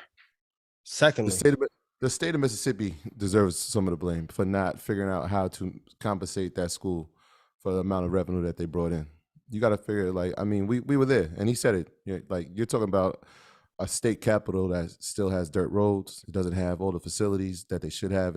It's tough to compete. The fact that they not only competed but dominated and were undefeated is amazing. My only issue, and I don't know all the details of it, but it felt like he took the first offer and left, right? Like, I'm sure there's other schools who could have or were looking to have a coach, but I felt like it was a rumor, and then it was like next day it was true, and I'm like, damn, that was quick. Right, like, damn, like I kind of brought it up to him. I was like, yeah, I feel like FSU would have been, obviously that's his alma mater, would have been one of those places where it was like, all right, Deion, it's Florida. That's where the birth of primetime started. It's going to take a long time to get that job. Right, it's going to take a long time to get there, but I felt like first opportunity to go you out. Yeah. The other side of it, 100x. Yes, first opportunity. I ain't mad. That was my only issue. I was like, when I heard him, like, true, like, damn, Colorado. I bet. Yes, Colorado it is, ladies and gentlemen. Been real. Didn't even stay for the bowl game. I'm going. Black and gold. Done. Been real. Listen, Wyoming State can offer me 500, and I'm going tomorrow. Been real. Number two, please write this down because this is a business show, and I know some of you be like, yo, y'all talk about entertainment. There's lessons in entertainment. In entertainment business and in football, you get to see a business cycle happen in 3 months opposed to stretched out over 3 years. Write this down. Colorado made him an offer that he could not leave their facility from. So in negotiating your deals, and if you want a talent, and they've calculated, and I'm sure they're saying, if we get him here, and he did that at JSU with the booster base that they have in Colorado, all the money that's flowed to Colorado from California for the weed business when I was there in 2014, Denver now looks like baby, California, in the hood in Denver, some of them houses are going for 600,000. I'm sure they've already calculated the return. So if he's getting 30, I'm sure they're looking to make 690 off him minimum. Well, Dion is a star. Yeah. Sellout. Back to sellouts in Colorado. And my last point, if we really care about JSU, somebody make a GoFundMe. $250 a month. Let's get 10,000 people to invest $250 a month into JSU. That's $2.5 million a month. I guarantee that GoFundMe will not be at capacity. Yeah. Shout out to, and I want to get to the stock review, but I'll just say one last thing because I'm a sports fan, and Deion Sanders, he started a whole wave where Howard actually got one of the top recruits in basketball during the pandemic. Even Mikey, he didn't go there. He went to Memphis, but he even had Howard as he had like one of these HBCUs on his list. It became like a trendy thing, and I don't think HBCUs had that much buzz behind them since the 90s when our guy Chris Latt was making the clothes, the HBCU clothes, and everybody was wearing the hoodies and all of that stuff. And shout out to Support Black Colleges, they're doing that now. But it was a real popular thing in the 90s to support Black colleges. So whatever. If you are criticizing Deion Sanders, instead of criticizing him, why don't you find a way Let's figure it out to support a Black college? $250 That's a more month. beneficial. Action is more beneficial than criticism. So it's like Deion did a lot for the HBCU movement and for Jackson State. A lot of people are criticizing what he's done, and they have never done anything for any HBCU. Like they've never done anything. They haven't given any money. They haven't donated their time. Bought a headband. A lot of people have never even been to a HBCU other than a homecoming party. So it's like you're criticizing somebody when you yourself have never done one thing. So take that into consideration, and the world will definitely be a better place if every single person that is criticizing actually takes some level of action. They're playing the Cosby Show. That's beneficial. And of course, we're not talking to the amazing listeners of Market Mondays, just the hyperbole that's out there on the social. But sometimes it's not even. This is part of the culture too. And I was talking to 19 Keys about this. It's okay to have honest conversations. Doesn't mean that we're not friends. Yeah, I am actually talking to the listeners of Market Mondays because I don't know. We have 5,000 people on the line. And some assets people, of reliabilities and the Tuesday show too. But they're gonna hear me. Why y'all changing? But listen. No, it's important. It's not scolding. It's not scolding. It's out of love. Like, you know what I'm saying? Because it's like it might not apply to everybody. If it doesn't apply to you, then disregard the message. But I guarantee you, at least one person is going to apply to, and it's not done to humiliate anybody. It's not calling anybody out by name. But it's important to have honest conversations and it's like, hold me accountable. I might say something I might be in error. Hold me accountable. Like if I'm in error, like Troy will say something like, I didn't appreciate that, or this is you to, okay, that's what you're supposed to do. Like that's how we move forward. We have to be men enough and women enough to take criticism and not take it personal. That's the problem with our community. Though. Like we take criticism personal, but it's not. It's done out of correction, and correction is necessary because we all need correction. I need correction. Everybody needs correction at a certain point in time. Nobody's perfect, so it's like just take the correction and see how you can become a better person. That's it. Yeah. Just lead with love, man. Yes. Now, okay. Let's get into these stock reviews if we can. Run them. You want to go over them? Yeah, absolutely. I know we haven't done this in a while. Of course, we'll do charts in a couple of weeks, but I wanted to run through a few.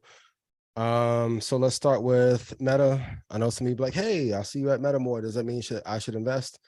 No plan has been put in place. No check has been cut. And even after they cut the check, if it's still not the right time to invest, I'm going to be real and be like, not yet. Meta, I wouldn't touch until 33. Tesla, I like at 109. Next ticker, SHIP, SHIP. I would not touch. That is dead. I wouldn't even do that for a swing trade. Next one is ZIM, ZIM. Write this down, don't touch. Next ticker, GSL. GSL hit a high. It came up to like 28.51. It's probably going to slide back down to like $3. I would not touch. Next ticker, PAAS. Not bad. Not top 20. I will wait until like $7 for a swing trade. VFC is the next ticker. Write this down. VFE is dead. VFC is dead. I'll wait till 14. Because not only is it important to know what to invest in, but most importantly, you should know what to stay away from. Next one, Cisco. I like Cisco. I probably won't touch it to $30.44 to be safe. Costco, love. It's too high to buy right now. You can write that I do like Costco a lot. Good investment. I will wait for like $3.54 before I get into it. Let's go to T. Rowe Price. Ticker is TROW. I've been sliding down all year, but if you look historically, they've done pretty well. I would like them at $45 if it drops there. Let's go to OGN. You guys can also put in chat which ones you want me to review at, and if it's a one that catches my eye, I'll look at it. OGN, I would not touch until $15.03. Spotify. If you need a bolstered user base that is fanatical, you can cut Market Mondays a check, and we can cut our audience in on a deal, and maybe we can broker something. Apple, you are on the line, as well as Caffeine, Paramount. What are we doing for 2023? Please, thank you to my CAA family. Spotify will not touch until $32. That's QQQ. Because let's be honest, if Google is really in the advertising business and they're getting attacked with better margin and better leadership, Spotify, wait till they tell you about them streaming farms they have going for these listens. I know everybody had their year review, but it goes back to one of those points you made. What's going to be the return on your investment? And so you see a lot of these Spotify deals that are going out. They're not getting the return on that investment. And also, if all these big artists are now selling 15,000 and 24,000 first week that are stars, either the streams were lying or the music industry were lying the last 15 years. How do you go from 80 on a bad week to now you're doing 14,000 is a local level number. No, I saw Sweetie do 2,000, right? She did 2,000. And Vlad said if she would have been on this platform, he would have. Market Mondays and Earn Your Leisure will never. Vlad a vulture, man. How? Okay. I asked Joe this when I was on Joe's Patreon. If the only place you can go to is Vlad, maybe say Cheese, 85 and y'all, how is he a vulture if he's given a platform to more people than most media people in our space? I can go into this in detail later in the show, but we can talk about it. Course correct. See, I need some straightness to get back on track. Next one, Brian Armstrong. Love him. Coinbase, I'm worried about. It's at $46. I would wait till, and I'm not being sensational. I'm not anti-crypto, but I am against those thugs like Sam Fried. I will wait till $6.49 for Coinbase. GBTC. If someone is connected to the Winklevi twins, can you have them reach out to come on the show? Because I think they'll be the greatest guest on the origins of a few companies and how crypto is going to do over the next year. GBTC, I will wait until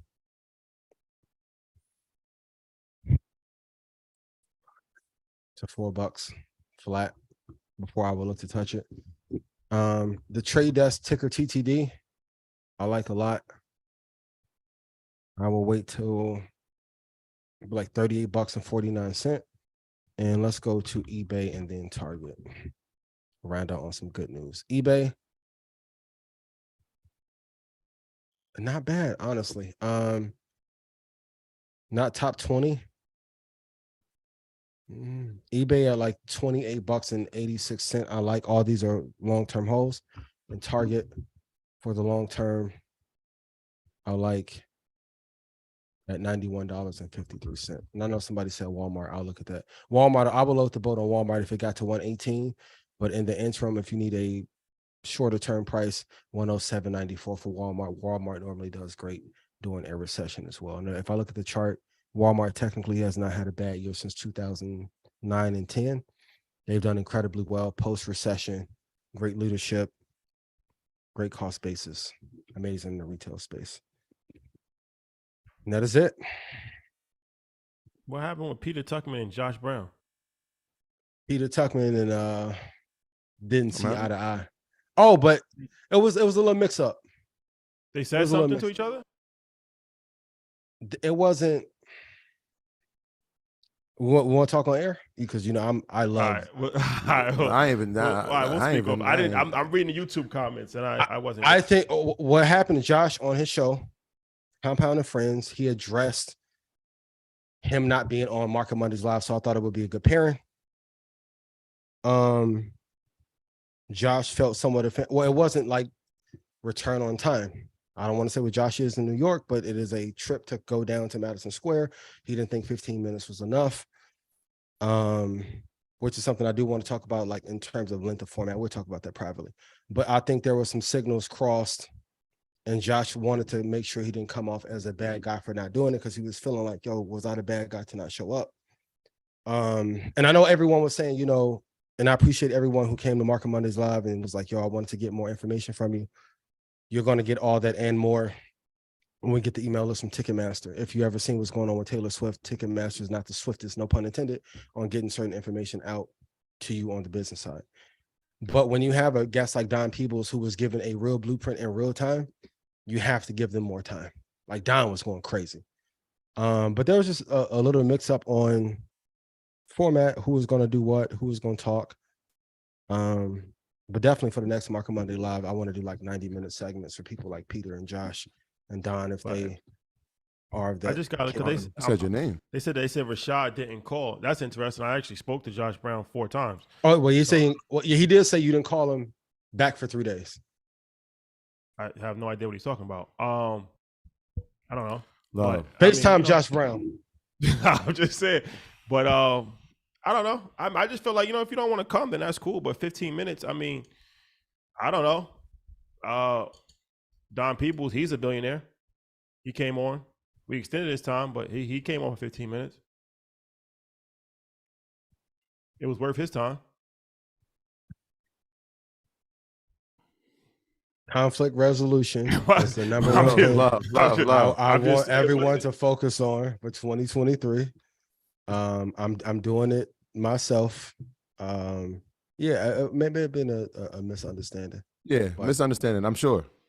Yeah. I'm sure it was. Come on, talk. Listen. Listen, I'm sure it was. No. The crazy part is, and I'll talk to Josh Friday.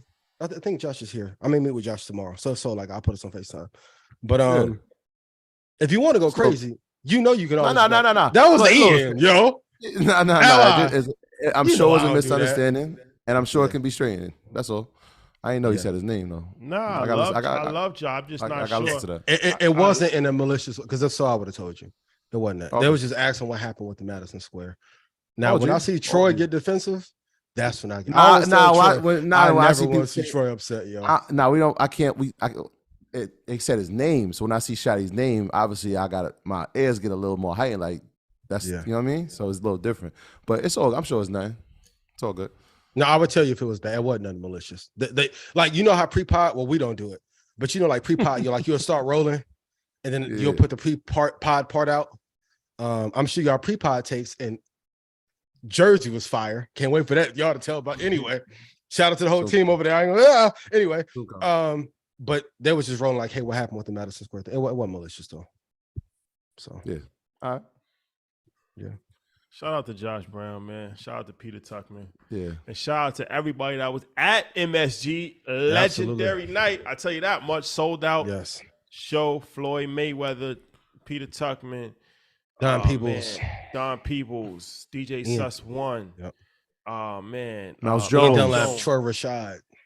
Minx was out, Drinks was out, and it was learning. Jadakiss, Little C's had the building.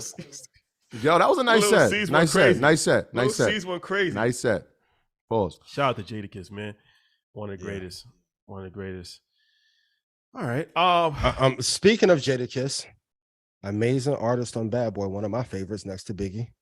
What were 3 biggest lessons that you learned from the creator and founder of Bad Boy Records, Diddy, Sean Combs, aka Good Love. segue. Bankman Fried? Love. Well, I got to the story, so it's like it's one of these things where you just never know what's going to happen, but it's important to be at the right place at the right time, even if you don't know you're at the right place at the right time. So, Oh, damn. what happened is that we're at a event at Art Basel, at Star Island, and That's a legend in itself, but go ahead. Yeah. Yeah. Shout out to GC. Shout out to the Bar Digital. He had a nice event. Nice event. Our brother was there. Kenny Burns. Can you remember that? He was the see day you there? before. The day before. Yeah. So we at the event, and it just so happens that Diddy lives across the street. So leaving, we hit our guy. So our guy Lou Tucker used to be the president of Bad Boy and Diddy's childhood friend, and he's a good friend of ours as well. So we hit him like, "Yo, what's up, man? Like, we trying to stop by Diddy's crib. He across the street, was popping." So he told Diddy like, "Yo, the guys want to meet you because we haven't met Diddy yet." He's like, "Yo, the guys want to meet you, man. Like, what's up?" He's like, "Ah, yeah, tell him to pull up." So we pulled up to his house. First of all, his house, Immaculate, from what I've That's heard. different, bro. different. You- Different. Yeah. Motivation. So we pulled up. It was some real movie scene. Like, it was so crazy, bro. Because we wasn't planning on this at all. We was leaving. So we pull up to the gate. First of all, he had to give us security clearance just to actually come in. He has to tell the security guard, like, on the phone, like, "Nah, they good. Let them in."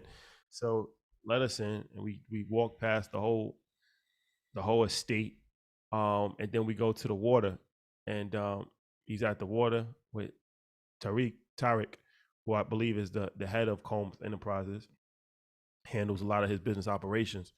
And it was us, and we was just talking for 45 minutes. Like, it was just me, Troy, Diddy, and Tariq, and Lou Tucker. And Lou.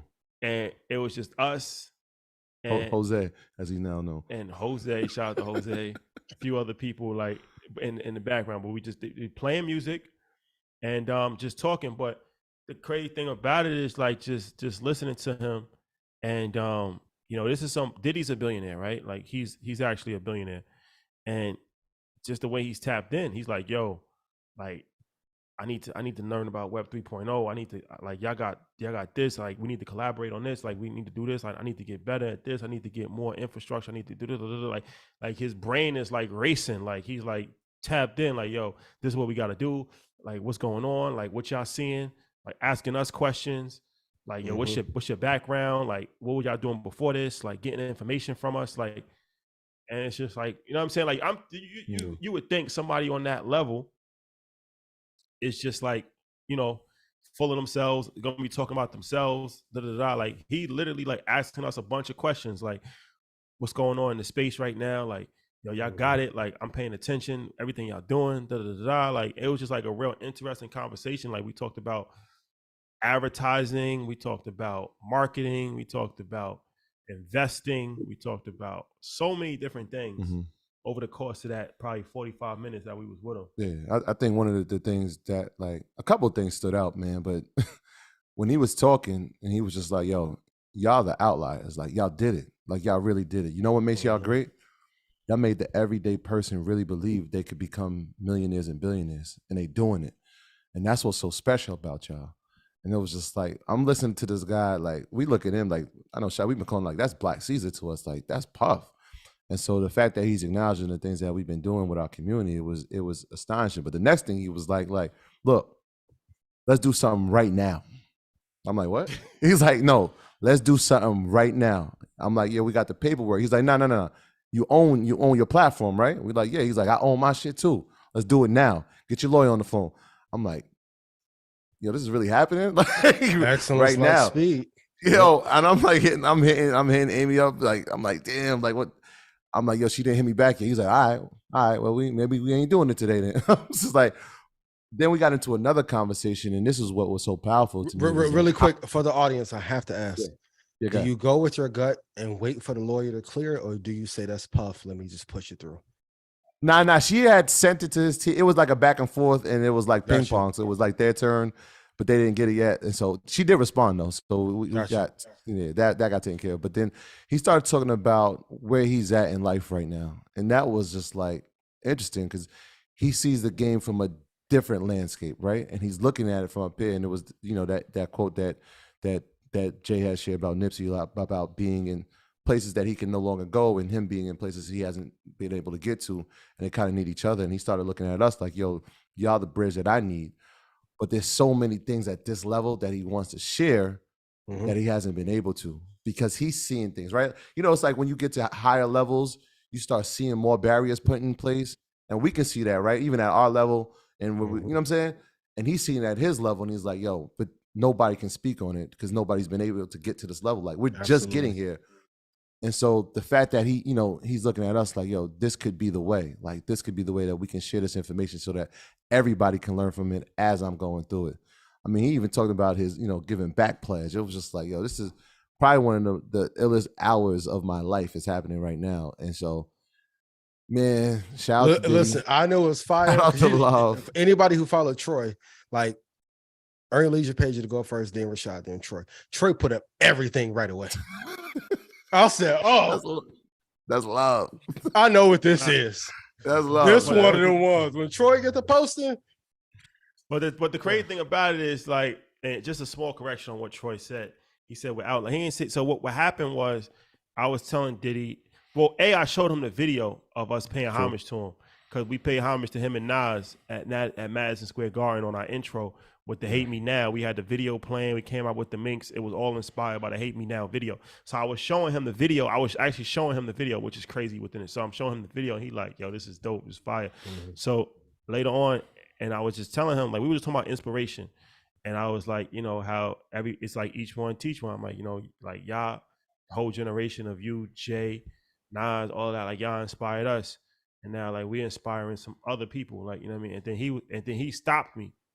He stopped me and he said, nah, y'all the tipping point. Tipping point. He said, y'all the tipping point. He said, y'all made it so the average person feel comfortable becoming a millionaire. He was like, and they don't gotta start cooning, they don't gotta dance, they don't gotta be rapping, they don't gotta be an athlete. And he was like, y'all popularized for the average person to get money and get fly. And he was like, y'all the tipping point. Who the Flyer City? And that, of course, you know that. But that was something that really stuck with me. Because it's like he made it a point to stop me and was like, nah, let's not even, like, you know what I'm saying? Like, let's keep it in perspective. What y'all did really has never been done before. Like, and y'all really opened up a whole lane for people. And he said it. He said not to coon. He said, they don't gotta be cooning, they don't gotta be rapping, they could just be getting money. And I thought, like, that's real. Hey, yo, within the next 20 minutes, he said, yo, here's my number, hit me directly. And in my mind, I'm like, yo, this is really Puff. And so he invited us to come over to the Club Loved Up the next night, which is absolutely incredible. I mean, his energy, he's 53. Like, I don't want to, like, he's 53, bro. I watched this man, like, literally dance around in a state for 4 hours straight. Like, his energy, people who love what they do. Yo, I don't know. Yo, at one point, he was like, yo, if you're not going to dance, I'm going to have security remove you. Straight up, like that. We're not here for that. This ain't this. Don't come here if you came to sit down. But even in that space, like in that room, and I posted the picture with Will Packer, and we had a conversation that just like every now and then you hit these moments, and it's just like, wow. Like as we're doing this, and we're constantly going, we never really get to sit and reflect. And when I walked over to Will Packer, and I was introducing myself, and I was saying, yeah, Terrence, good friend of ours, he's been trying to introduce us for a while. He said, yeah, Earn Your Leisure. He said, Tyler's been talking about you guys too. And I was like, Tyler Perry, by the way. Like, Tyler Perry. What? Key lesson. I mean, do the work. Crazy. Be honorable. Be really consistent. Speak on what you want. Speak on what you want. That's what he said. Yo. He said, listen, I want y'all to tell me your wildest dreams so I could blow it out the water to see you. There's nothing y'all can't do. Yeah. Just tell me your wildest dreams. Like, I'm going to make it happen. I'm going to show you how I'm going to make it happen for y'all. Shout out to Diddy, man. Shout out to Love. And then he invited us to his house the next day, Club Love, and we went there and we had a party there. Shout out to Noriega. Yeah, He pulled up on us. It was with 19 Keys. He was like, "Yo, I'm tapped in, man. I respect y'all." Like, he posted us on his page today. Like, I respect y'all. Like, I'm tapped in. He's like, Keys on the high level, on y'all on the finance side. Like, I'm really respect what y'all doing. I respect it a lot. So, it's dope, man, to get that. Nori, another one. I grew up on the War Report, stuff like that. Big fan of Drink Champ. So, to get the recognition from your peers in the space, from people that have become your peers, it's encouraging. So, shout out to Diddy. Shout out to the whole team too. And this is the last thing I'm gonna say about the Revolt thing. A lot of people have judgments about people that they never actually even met, and they have judgments about situations that they have no knowledge of. And like I said, I can't speak on everybody's dealings with other people. Some people have good experiences with people. Some people have bad experiences with people. That's like somebody might have a bad experience with me, and they might tell somebody like, "Yo, I hate him," and then somebody else, I might be the best person in the world, and both of those people might be true. Both of them might be telling the truth, right? But it's like I can only judge somebody on my experiences with them. So my experiences with the whole Combs Enterprises situation has been nothing but good. From his head of security, Fahim, to Dion, to Datavio at Revolt, to all of them. Like, they all Black people. They all young. His whole staff. They all. Can we say like it? Revolt the new BET? Let's keep it real. Yeah, probably so, better. I mean, I just feel like from what I've seen, it's been good business. It's been a bunch of Black people that's working with other Black people. That's been helpful. That's been beneficial. And I haven't seen anything like it else. I haven't seen the infrastructure that they have, the resources that they have, and just the all Black infrastructure. Like, as far as the people, I have not seen anything else like it. I just haven't. So, like I said, we criticize things that we don't necessarily have full information on. And I just think that it's better to be informed before you speak, because it's like sometimes you're saying things and you're not fully informed on what you're saying, and you're going off of what somebody else is telling you, but they might be misinformed. And even before they got the new slate of shows, I was talking to Chad. Shout out to Chad. Appreciate you, brother. When he told me what Puff structure was like at Revolt on like the deal side, I was like, what? I'm not gonna say the number, but I said, what?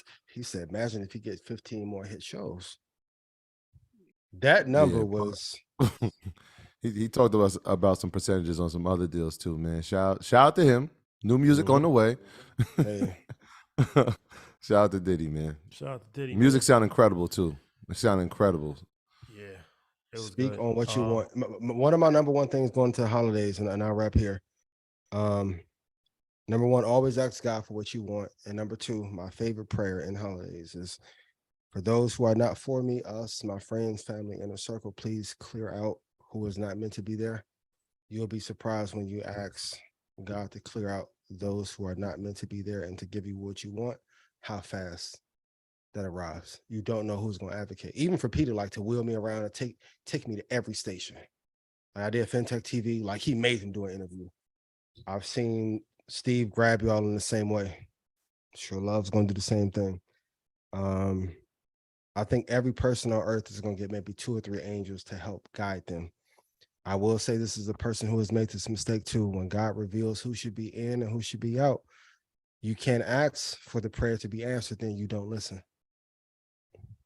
Because a lot of times the biggest thing that will hold you back is not having the right people in your inner circle. So be mindful of that, but ask for what you want and you will receive. That's why I always tell you, I know people think that I'm ranting about this, but when I walked in that boardroom and met her, they didn't think it was a rant. They said, you figured everything out a consultant would without us hiring KPMG. Speak on what you want. No Way Out 3 next year, whatever other deal y'all got going. We just gonna put No Way Out 3 on top of it to celebrate. But and then you also, I think, like, manifestation is real. Yep. Power of the mind is real. Whatever you think is real, and it's like Both good and bad too. So be careful. yeah, for sure. And it's like even for me, like sometimes I just look back, like it's just ill. Like just for me, growing up, listening to rap music, watching Jay-Z, watching Big, watching all of these guys, and having no connection with any of them, having no like pipeline to have relationships with anybody, right? Working as a financial advisor, going on Instagram, in classrooms, starting up a podcast. And then it's like when you fast forward and it's like, I really had debates with Dame Dash, styling on him, like, yo, look at my sneakers. Like, you know what I'm saying? Like I was really at Diddy's house taking shots of DeLeon with Diddy. Like I really Your fit played was golf. fire too, by the way. I appreciate that. I really played golf with Steve Harvey. Like sometimes it's just like, You really got Robert Smith number. you know what I'm saying? Like this is Life. things that it's like I'm just saying that not even like on some braggadocious, but it's just like real. Like anybody that's watching it, like this is how we just regular people, me, Troy, everybody, Ian, we just regular people just like that. So it's like imagine you just a regular person, you just watching people on television, and then you really are a friend. Like Dame like really called me FaceTime. Did he text me the next morning like, yo, come over, this is the party that we having? Like it's like you waking up in a whole different world, like something like, you know what I'm saying? It's like an alter reality Shit that don't she's even feel having. real to us. But ultimately, I always felt like that was going to happen. Like I always felt in my heart of hearts, I'm like, I'm not a regular person. I'm gonna be a special person. So it's like, if you are believing it, you got to believe it. You got to really, really believe it. And you can't let other people discourage you because it's like people will put their insecurities on you. Oh, it happens all the time. And then you start to believe it, and then that lowers your self-esteem, that lowers your expectations, that lowers your frequency, and now you just start operating on where you're at. And it's like never operate where you're at, operate where you're going, even if you don't actually know where you're going yet. You still gotta have that level of belief. Like you gotta believe in yourself. Like you gotta always believe in yourself when nobody else believes in you, because that is extremely, extremely important. And it's like our story is like a testament to that. Like, you know what I mean? A testament to that. It's like if this is happening to us, it happened to anybody. Yeah. How many hours a day do you work, and how many days a week? Gotta put that in. Every day, man. Every hour. There's no days off. Every day, every hour, man. I was just saying. When was the last time y'all took a day off? Troy, when you was in the hospital? First Invest Fest? No, I didn't. I was still texting. I wasn't on the phone, but I was still texting. I mean, every day is something, man. So, yes. I mean, I'm honored that I have something every day that I have to, a task I have to take on. I mean, some people would wish to have that, right?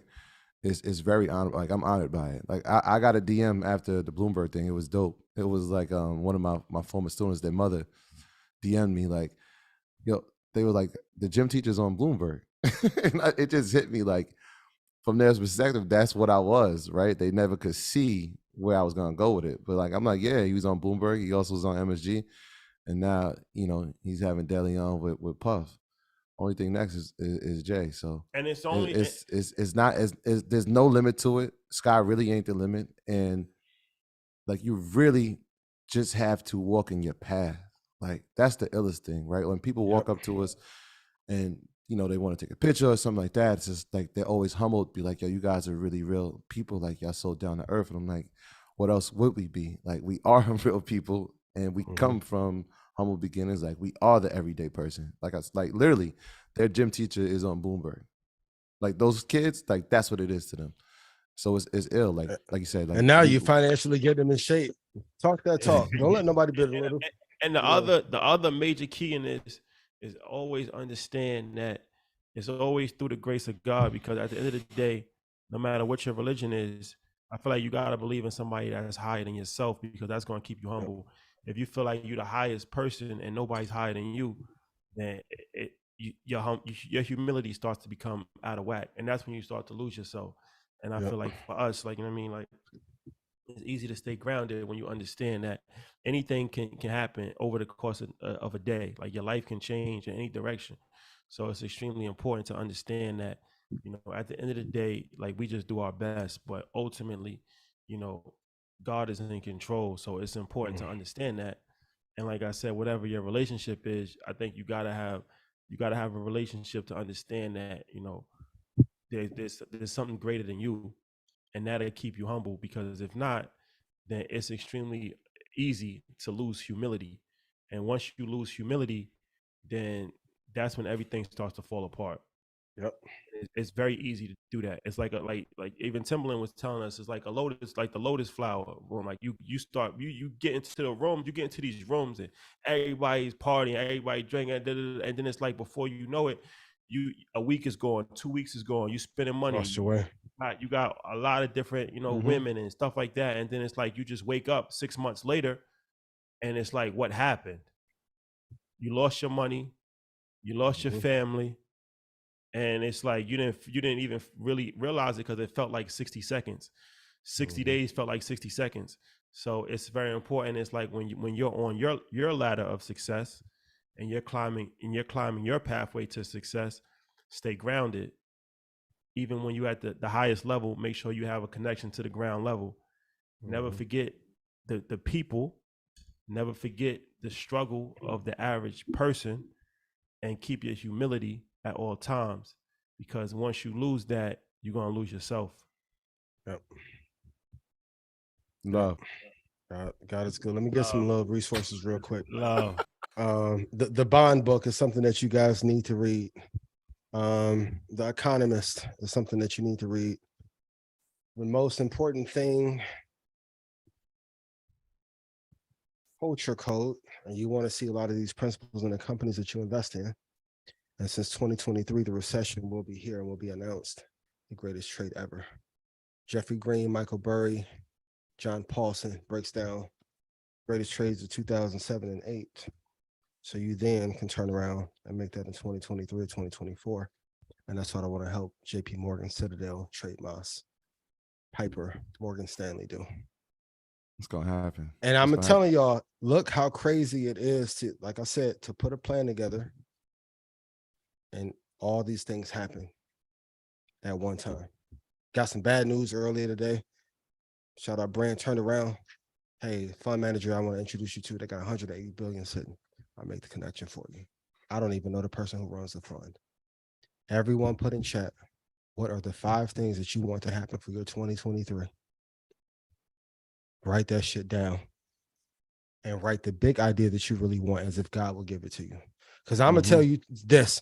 It sucks to write a little goal and hit the little goal and be like, damn, I should have wished for more. That's disappointing. Like, damn, I was only shooting for 20 grand. Some of you hit 20 grand in a day. There's some people in Red Panda that have knocked off 600, 300, 200 in a day. I'm like, damn, I feel broke with the 600. That's what I want to say something quickly about that, if I can interject. That's the common theme so we've connected with a few billionaires. Diddy is a billionaire. Forbes, they just list him as a billionaire, but whatever. Tyler Perry's a billionaire, and Robert Smith is a billionaire, obviously. So it's done, yeah. There's three different common denominators with this situation. Steve Harvey told us that Robert Smith told him to always think bigger. That was the biggest takeaway that Steve Harvey got from Robert Smith. When we met Tyler Perry, he was asking us about InvestFest, what the vision was. I'm like, we wanted to be as big as Essence Fest. And he said, that's it? That's all you're thinking about? You got to think bigger than that, bro. Diddy, he was at his house taking shots. And Lou Tucker, he said to billions. And Diddy stopped. And he said, not enough. That's not big enough. That's not big enough. You got to think bigger than that. And I wasn't even there. Yep. I ain't gonna lie. I asked for Meta for 700. I looked at Christy, looked at Ty. I was like, I fucked up. I should have asked for more. I'm like, absolutely. Absolutely. Think bigger. Think bigger. Think bigger. Yeah. Mantra. That should be a daily mantra every day. Think bigger. I had that on today. That's crazy. Yeah. Think bigger. Everything that you're thinking, think 10 times big. And Rick Ross told us that as well. How can I 10X? He said, everything y'all doing, y'all got to sit down and have a mastermind meeting. How can I 10X this? Think bigger. Like whatever you thinking is the biggest that you can do. Think about how you can do that 10 times bigger. Listen, 2023 will be a full display of bigger. Right? Like I know watching this in 2022, it was like, yo, that's crazy. Like, yo, they said they the biggest. They really showed that they the biggest. 2023, the calls we've had in the past 2 weeks about 2023, y'all in for a treat. But really quickly, I just want to touch on Timberland because we did sit down with him. One of the things that I was really impressed by Tim was his ability to realize what he didn't know. Like this dude was so humble in knowing that he did not know and was seeking information. He started getting into rooms and started feeling uncomfortable about not knowing what was going on, and took it upon himself to figure out the information and find the information, and said like, yeah, I've been following you guys. I've been getting information from y'all. Even in the versus situation, and y'all hear when the interview drops, but even in that versus situation, looking at that, which we were viewing it as like, yo, this is something that's highlighting two artists or two groups and, you know, really helping their catalogs, but looking at it as a startup and changing the mindset of it. And so super encouraging. Shout out to Tim, shout out to Push, shout out to Ally. And while we're talking about Ally, I want to let you know about a great choice if you're looking to bank or invest. Ally is looking at a leading digital financial service company with passionate customer service, innovative financial solutions, and our relentlessly focus on doing it right for both customers and our communities. Get with Ally so you can save, invest, and spend on the things that matter most to you. For everything we need, we're all better off with an Ally. Shout out to them. And yeah, again, shout out to Tim, man. Great dude. Shout out to Turbo. There's a bunch of people we ran into. Tim owe you a call too. I'm sorry.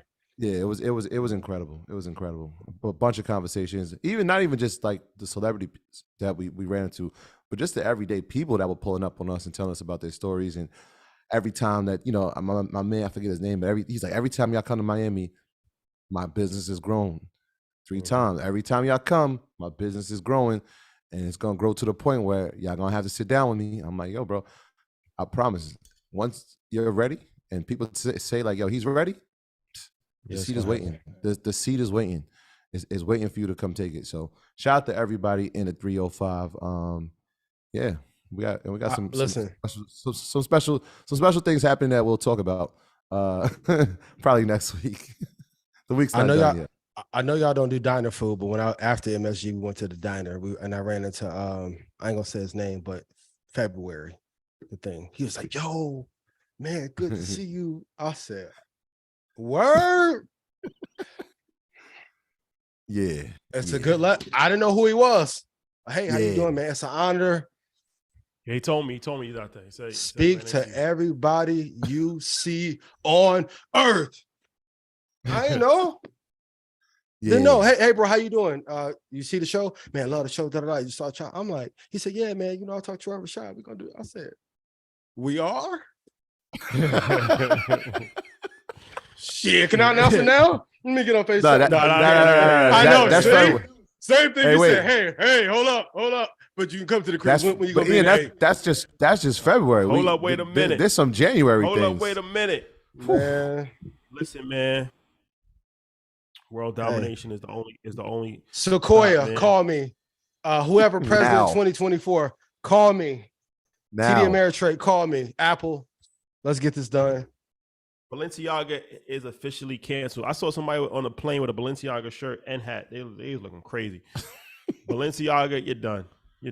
Is Kanye done for still supporting him? And that's a deeper. See, if me and Kanye, we'll go crazy right now. Is for supporting Balenciaga? I don't think he's supporting Balenciaga. Nah, he's not. He had a pop-up shop in Miami when we was out there, and they crossed out. They had all the Balenciaga merch. They crossed out all Balenciaga. They had Ye 24, and then they were selling it for $20. 20 cash. Yeah. I mean, yeah. You gonna put it on? I don't. Let me have one on Alex Jones and said that shit. Oh boy, I ain't even know Ian. I ain't know Ian prior to 2020. Speaking of entrepreneurs and people that do legendary things, shout out to Kai. Shout out to Kai and the whole team at Kai Kicks. We pulled up on their pop-up store and they were gracious enough to hand us some merch. Shout out to them brothers, man. They're getting sued by they're getting sued by Nike right now. Some infringement lawsuit. But shout out to them dudes, man. Hold your head. They got a great story, and hopefully we'll be able to highlight them very shortly. But yeah, shout out to them. Hold your head. We with y'all.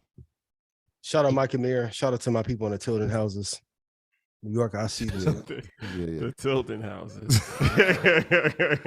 What you know about that? when I'll say, listen, I'll be like, yo, I'm out there, and don't nobody ever be like, no, he lying.